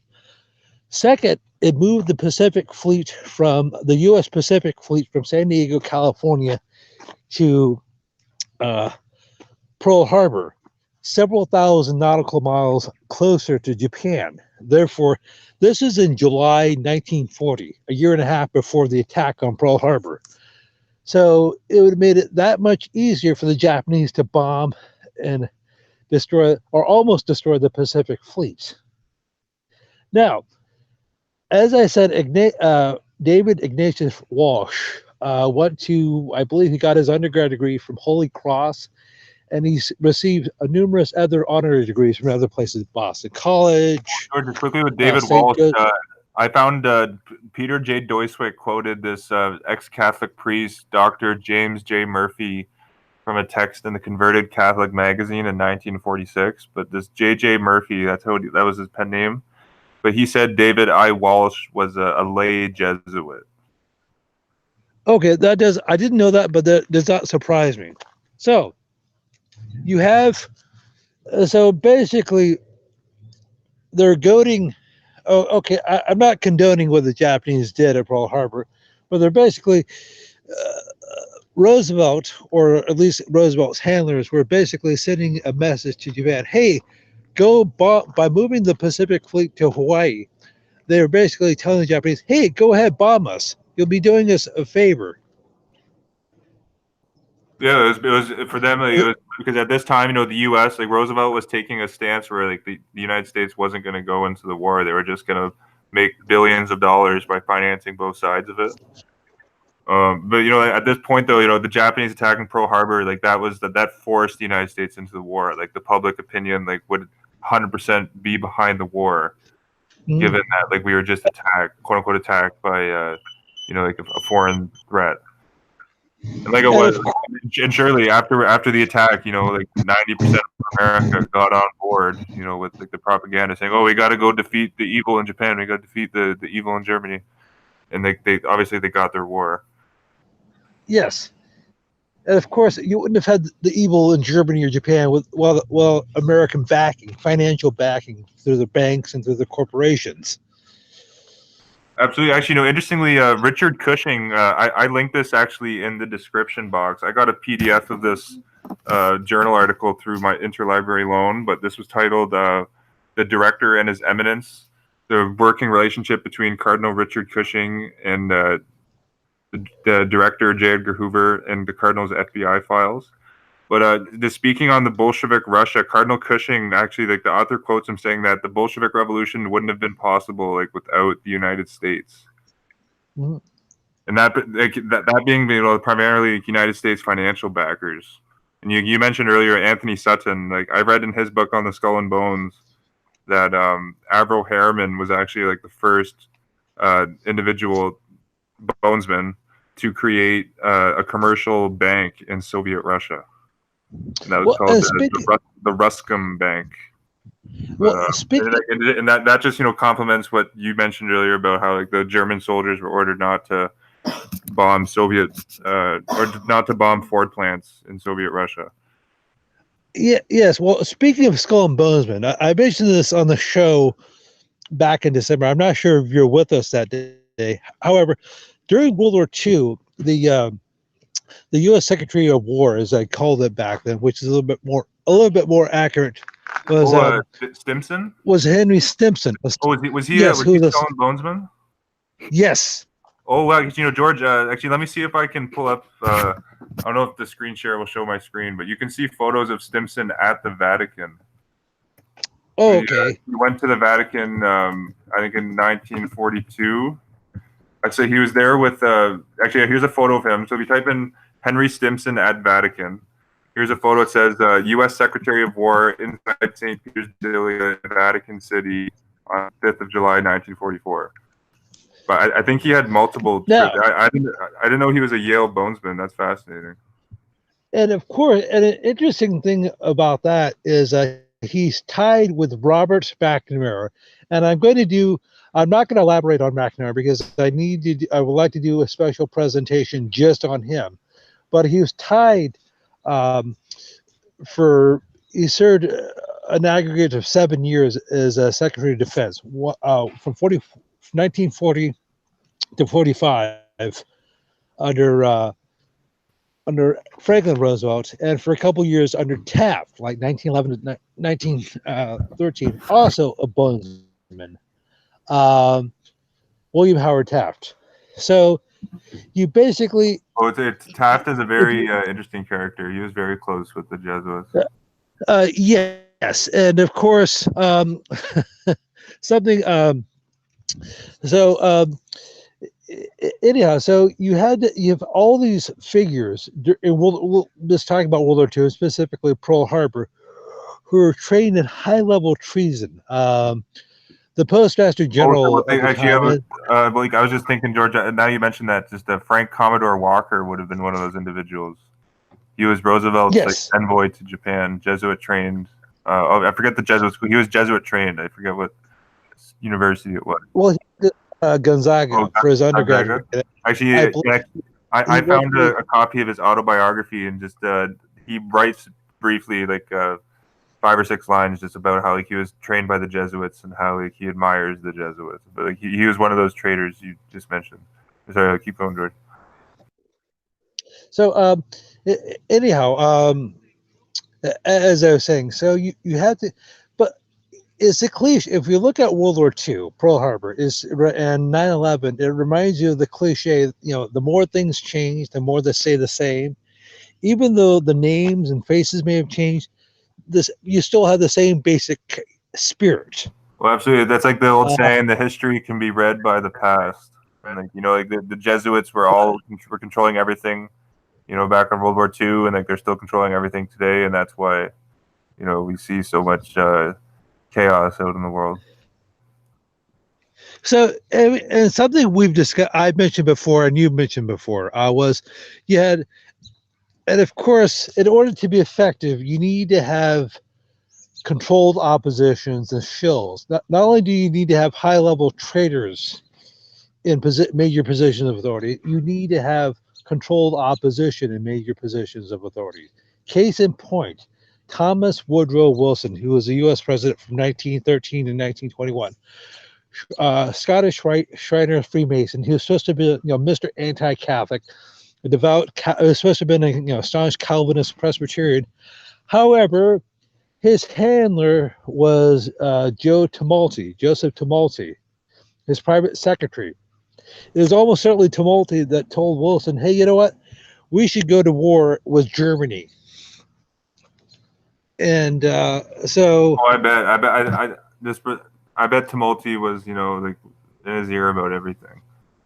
I think of it just reading on their relationship. I think they broke off. I think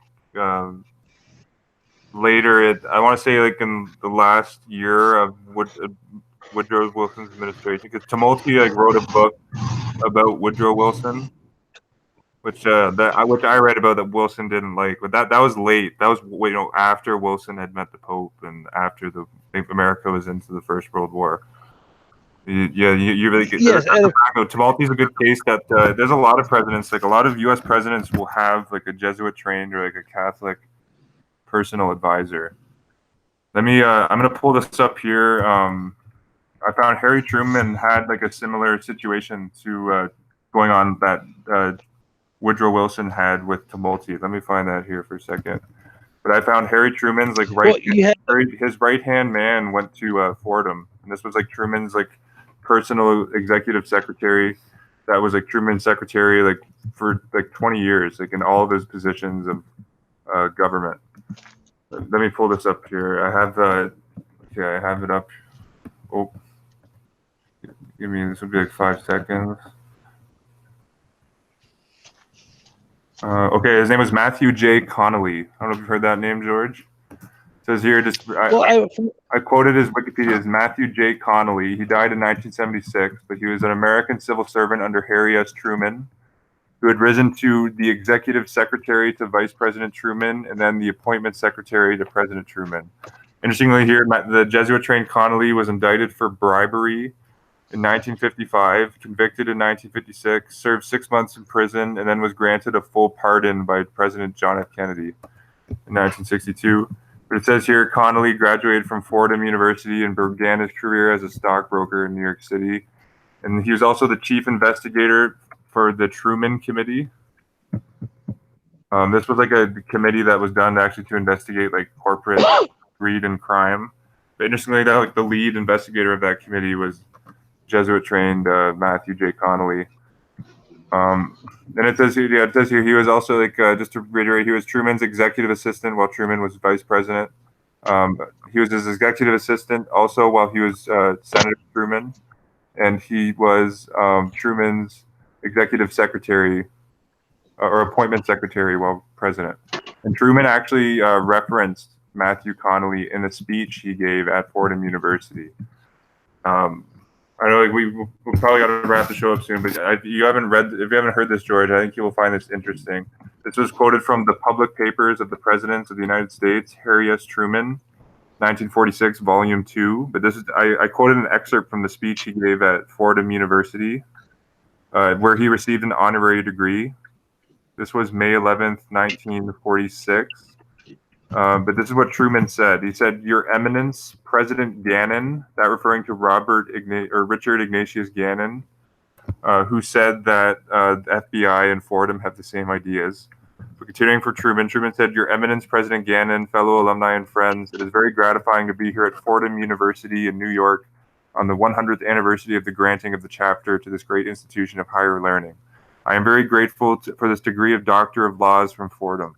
I am happy to become a fellow alumnus of the men who have gone out from Fordham who are making such a substantial contribution to government and to their communities." And this is where Truman references Connolly. "One of my able secretaries is a graduate of this great institution, Mr. Matthew Connolly."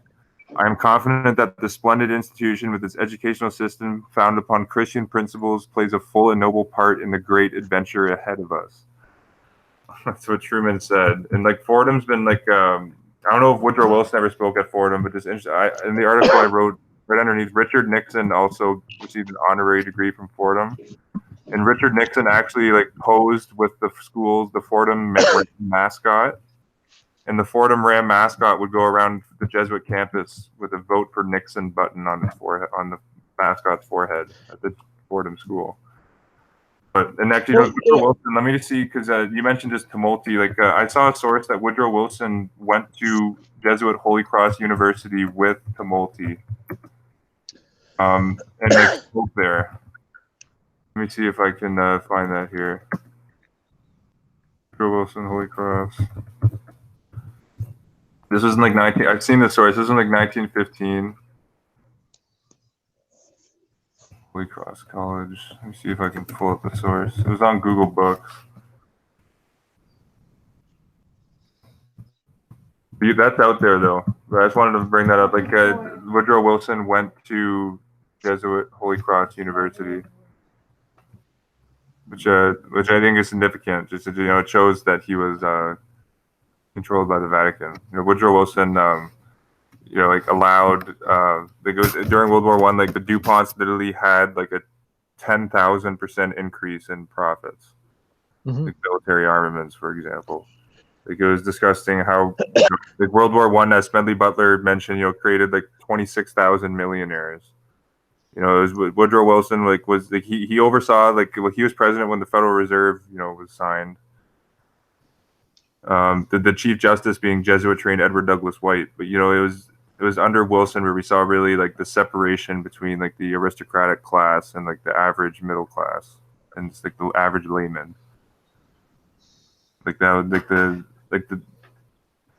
the striking wealth difference between the aristocrats and the average man, it exploded like after Woodrow Wilson. That's just like an interesting kind of correlation to point out. Okay, if I could just mention one other thing, you're talking about Wilson. What happened, roughly 100 years ago under his watch. Well, you could talk about more recently. In 1984, after Ronald Reagan reestablished diplomatic relations with the U.S., within, not quite overnight, but within definitely 10 or 20 years of that happening, Rome began coming out of the Catholics began coming out of the shadows. Yes, according to Epitaph Saucers, Rome basically created, specifically the Jesuits created America. However, after 1984, they began coming out of the shadows.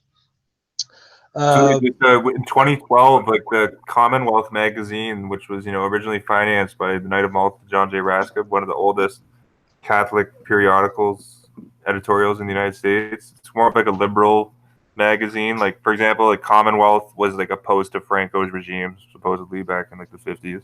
But Commonwealth, like the liberal Catholic magazine, said that the Catholic takeover of the U.S. is almost complete. Type in Catholic takeover of the U.S. almost complete 2012. I archived like a PDF of the story on my archive page. But like literally, like they pronounced through their own Catholic press that the Catholic takeover of the United States is like complete. And they mentioned that if President Obama died, this was in 2012. They mentioned that all 4 of the successors to the president were Catholics. Oh, okay. I didn't quite. So yeah, that would have been Biden, who was probably the de facto president. Yeah, Biden. It was Biden, John Kerry, Patrick Leahy, and this other Catholic. But it was all 4 in line to the presidency were Catholic and in particularly Jesuit trained. Okay, and you have almost the same situation with Trump right now, even though technically speaking he's not Catholic. And you have Pence, who's technically speaking not Catholic anymore, but yeah, okay, whatever. But just talking about when Reagan reestablished diplomatic relations with the Vatican 35 years ago, within 10 or 20 years, they basically came out of the shadows.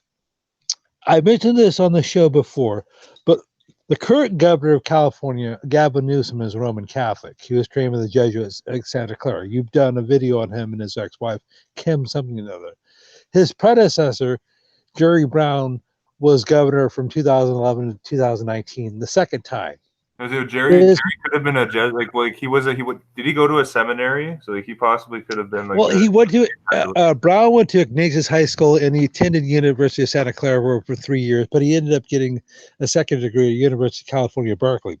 So I knew about the Santa Clara, but I thought Jerry Brown went to like a specific like a seminary for like a brief. Yes, he did, but he was never actually ordained. But he wasn't ordained. Okay.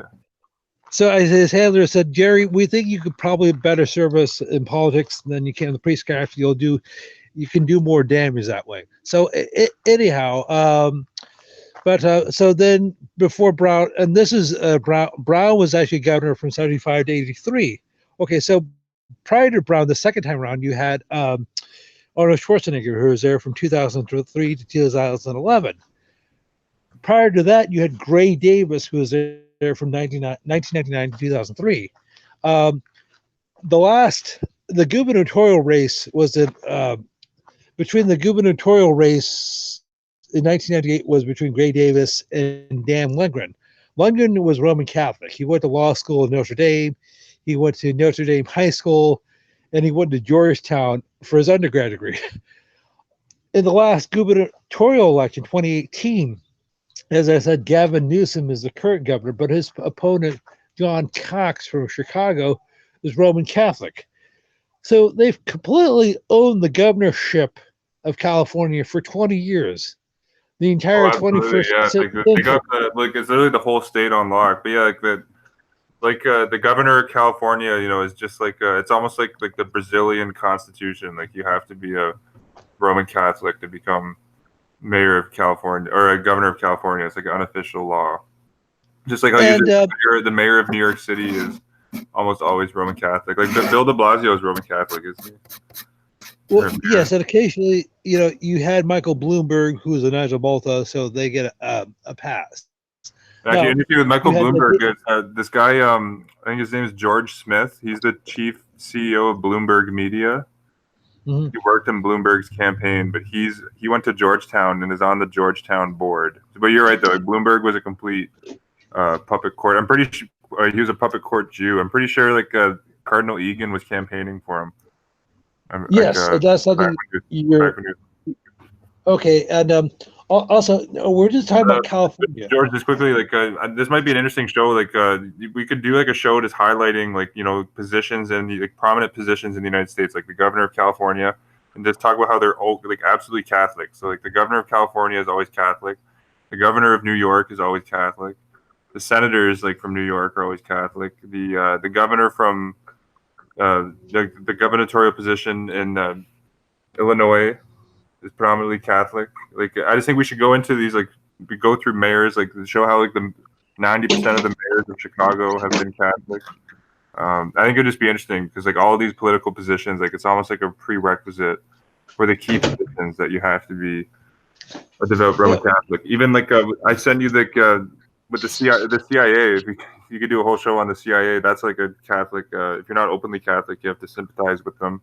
The non-openly Catholic William Webster, who was the head of the CIA, was being invited to the Knights of Columbus rallies at naval bases. Naval bases have their own. U.S. naval bases have their own Knights of Columbus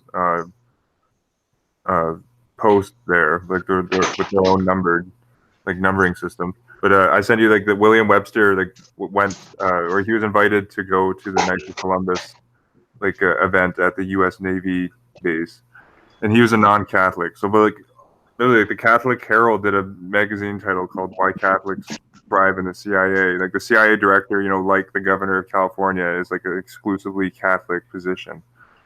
Not officially, but an unofficial Catholic, exclusively Catholic position.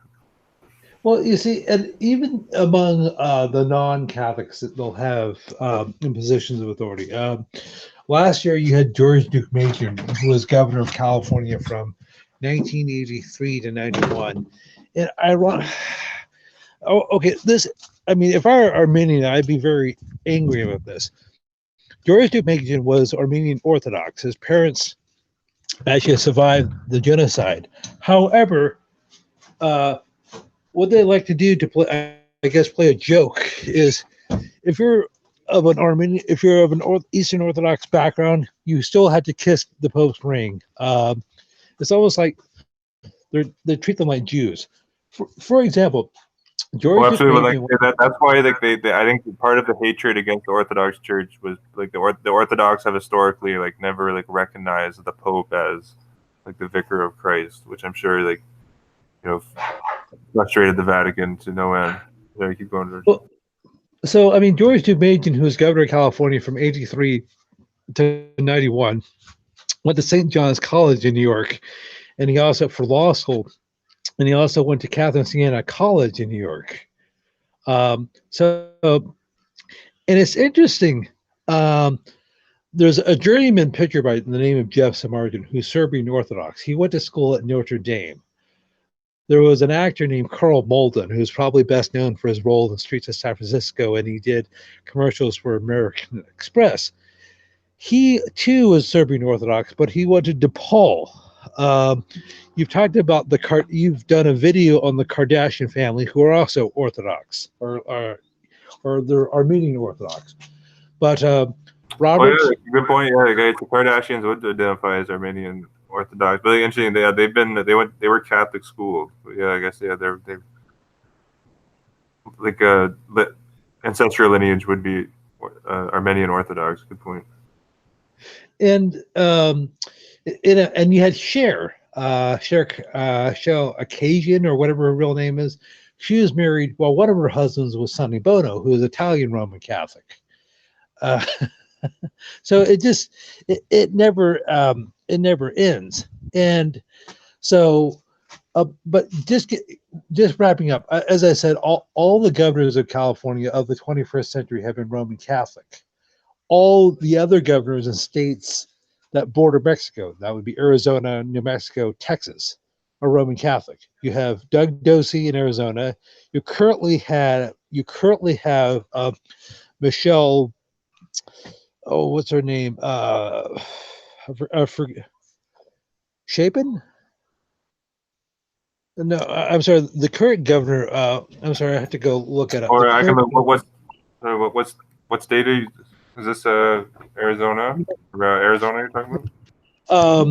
I should know this. The current governor of. Hang on a second. I'm on my laptop now. I can look it up quick. Is this New Mexico?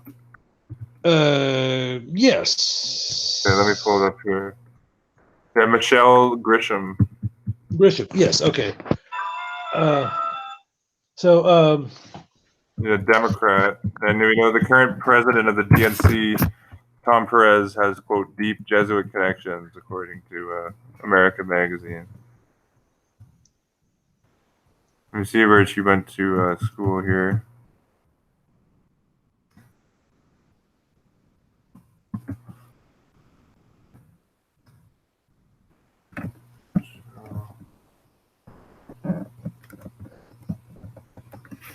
Oh, George, you there? Oh, I lost George. Let's see if he gets back in here. I was looking up here the education of Michelle Grisham, University of New Mexico. George has mentioned that she's Catholic. Yeah, she's Roman Catholic here. Michelle Grisham, religion Roman Catholic. This is sourced on media.cq.com. Hello. Oh, hello. Yes, I'm sorry. I accidentally, I guess, I deleted or got myself. I clicked out. Oh, yeah, no worries. I was saying we'll wrap it up in a couple of minutes, but I was just saying I found a source that Michelle Grisham is Roman Catholic. There's not a lot of information on her Wikipedia, but this is media.cq.com, and it says her religion is Roman Catholic on this website. Yes, and she went to a Christian Brothers High School. Oh, actually, I see a source here referencing her, Michelle Grisham, with the word Jesuits in this. Let me see this here. Podcast was created was on the Albuquerque Journal. Give me a second here. I just saw it. Michelle Grisham and Jesuits were in the text. My computer's loading this article here. It's just being a little slow.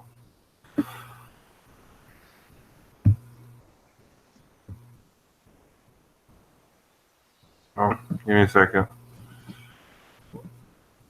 Oh, internet froze. Oh, where'd that go? Okay, give me a second here. I want to pull that back up because that looked intriguing. Okay, this was the Albuquerque Journal. This article is called Michelle Grisham, Energetic and All In. Okay, Control F, Jesuit. For some reason the text isn't coming up on my computer.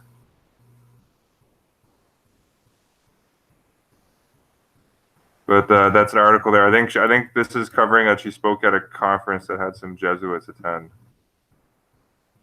But this is the article is titled Michelle Grisham, Energetic and All In, the Albuquerque Journal. I found this to type in Michelle Lewin Grisham Catholic on Google, and this is the third article that comes up. I'll put this in the description because for some reason it's not loading on my computer. Yeah, it's in the description. This link. Let me see if it's come up. Yeah, that's weird. Yeah, but that's a great insight though, George. Like that just shows, like the fact that all four governors on the border are Catholic is no coincidence. Like cities like California is now a sanctuary state. All these border states are sanctuary states, aren't they? As well. And I don't know, California is at least a sanctuary state, and like you have cities all over America, like who are. Like, I saw a news story in Baltimore. Like the city of Baltimore is working with the Catholic diocese there to issue IDs for the city of Baltimore to illegal immigrants coming up from South America, for not Catholic immigrants coming in. But you see like the local governments are working with the Catholic machine to do this. Yeah, George, do you have anything you want to wrap up with? I should probably get going here shortly. Well, some people might say, I mean, there's really hard to throw out precise figures. That America is officially, in terms of, say, a religious affiliation, 25% Catholic. Some say, 22, 20, so, however, if you think about that, so let's say 1 out of 4 Americans is Catholic. And I don't know what the percentage would be up in Canada, but it'd probably be similar. However, how many of these people who control major positions of authority, governor, mayor, mayor, George, Supreme Court? George, continue that thought. I got the source to pull up here. Lujan Grisham said that the Jesuit priests are highly educated and effective at teaching. That was the quote she said in this article. Showing that she's kissing the feet of the order. Sorry, I didn't mean to cut you off there, George. Continue your thought. Oh, okay. So you're thinking, if Catholics are officially like, say, 1/4 of the population of the U.S., you would say their demographics would reflect that. So you're talking about the 4 border states: California, Arizona, New Mexico, Texas. So theoretically, only at most 1 out of 4 would be Catholic. If you look at the U.S. Supreme Court, 5 of them are openly Roman Catholic. You have a 6th one, Gorsuch, who grew up Catholic, went to Georgetown Prep, and was part of the Federalist Society. He is technically speaking Episcopalian. Okay, so at most you say maybe 2 of the members of the Supreme Court should be Catholic. And you had a stretch for a while, from 2010 to 2017, where there was not even one putative Protestant on the Supreme Court.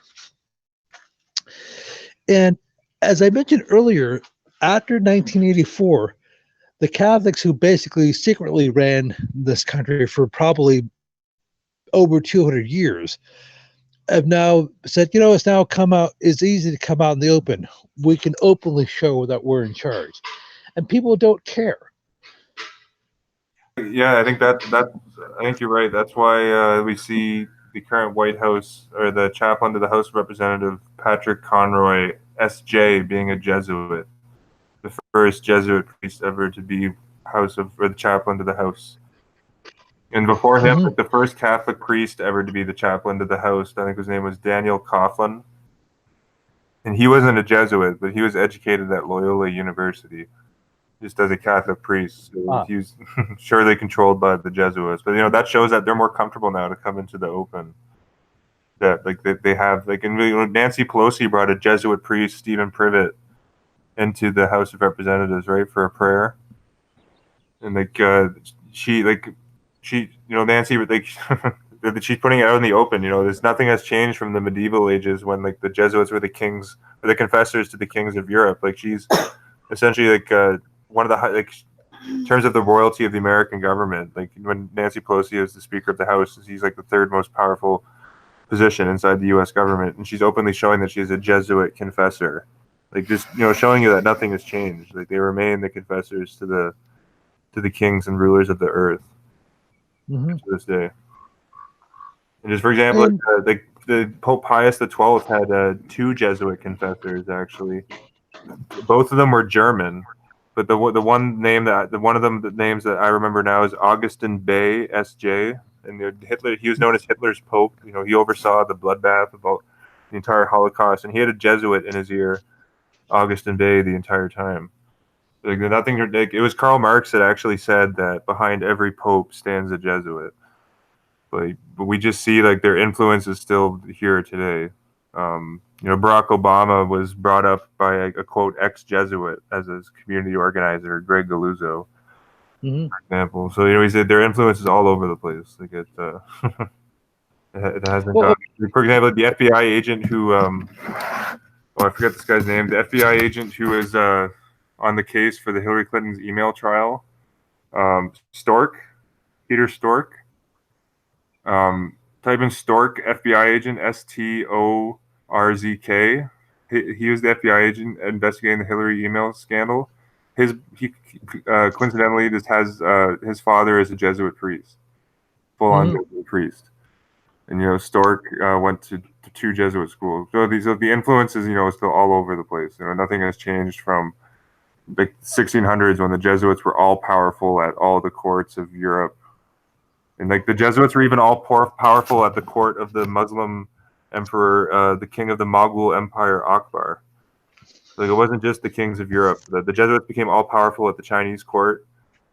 And we've seen in 2010 there was a statue of Matteo Ricci that was built in Macau, China. That's recent. Within the last 10 years, there's this prominent, this is like a symbolic statue of the Jesuit that's being built in China.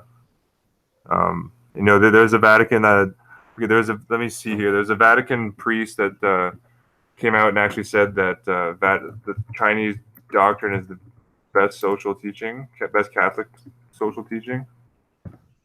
Let me pull this up here. Okay, here's the headline. It says here. So this was from. Let me get this guy's name. This was Bishop Marcelo Sanchez Sonordo. Let me see if this guy is educated by the Jesuits. Just quickly.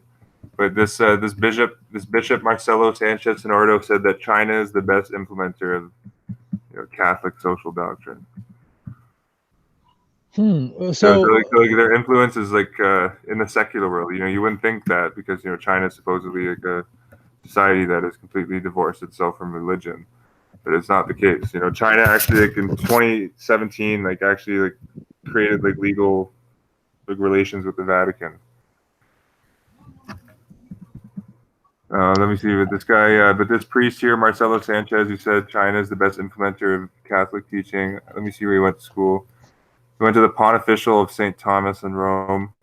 Doesn't look like he was. Oh, he went to the Lateran University in Rome, but it doesn't look like he was trained by the Jesuits openly. But it's a very intriguing statement that he said China is the best social doctrine of the Church.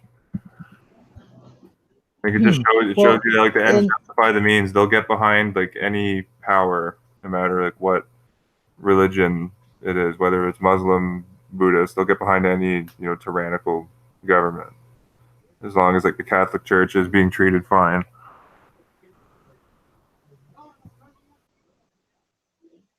And in conclusion, I know a number of people who voted for Donald Trump for president in 2016, and they have a and they do the best they can to justify the decision. They said, "Well, did you want Hillary to win?" And it's really hard trying to disabuse these people of the notion that, well, they're both on the Hillary and Donald Trump are both on the same team. They both have the same paymaster. They both went to the Al Smith dinner back in October 2016. Donald Trump went to see Jorge less than 6 months into his term, and people will say, well, Trump was just doing that. Even though he's not a politician, he just simply had to act like a politician. So once, uh, once he can get rid of the deep state, the quote deep state end quote, he can get things done. He can build that wall on the U.S. Mexican border, and he'll end the problem of illegal immigration, and everything will be. He will make America great again. And if he can't do it, it was because he wasn't able to overcome the quote deep state end quote. And I've known a bunch of people who keep making excuses for him, saying, well, if he serves, the full 8 years, and if he doesn't get anything done, is because his own party was working against him. However, if his own party was working with him, he would have got all these great things done. Well, that's what the apologists will say. Just like the apologists say, like, "Oh, Obama couldn't do anything done because those darn Republicans were blocking all of his great reforms that would transcend America." But yeah, I can see the apologists taking that line. Well, maybe I do got to get going here, George, in a couple minutes. But like, just quickly in conclusion, I would say for everyone, for talking to when you're talking to people who are stuck in like the mindset that Donald Trump is like gonna clean house and like get all the evil globalists like the QAnon type of crowd would point out people that like Donald Trump's older sister Marianne Barry Trump was appointed. She's a judge in the United States Ninth Circuit. It was Bill Clinton who appointed her a judge. Mm-hmm. So just on that fact alone, let alone that she donates money, like millions of dollars, to Jesuit Fairfield University, and said that the Jesuits saved her life, like literally. That's sourced on the churchmilitant.com. But show the fact that like, obviously Trump's not going to arrest Hillary Clinton when Bill Clinton appointed Trump's older sister as a judge. Like obviously, and like point out the fact that like Trump and Clinton are golfing buddies. And of course, like you mentioned, they go to the Al Smith dinner together. Like you don't even have to go into like the Jesuit facts to prove that he's not going to do anything to Hillary Clinton, or to show that like they're even like cousins. They're even like distant, like ninth cousins.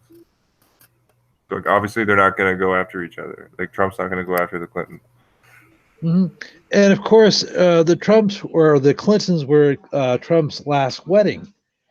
And now, generally speaking, if you get married, you're not going to invite people whom you don't like to your wedding ceremony. And of course, Donald Trump. Well, okay, yes. One of the promises Trump made when he took office, or before he took office, was he was going to quote drain the swamp end quote.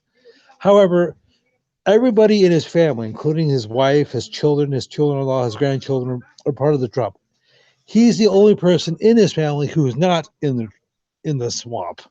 Now, it's interesting. You're talking about the Al Smith dinner.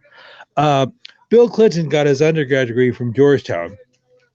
Two of his three children, Eric and Tiffany, got their undergrad degree from Georgetown. Ivanka, his daughter, attended Georgetown. She ended up getting her degree from the University of Pennsylvania. So you had Eric Trump's even on the board at Georgetown.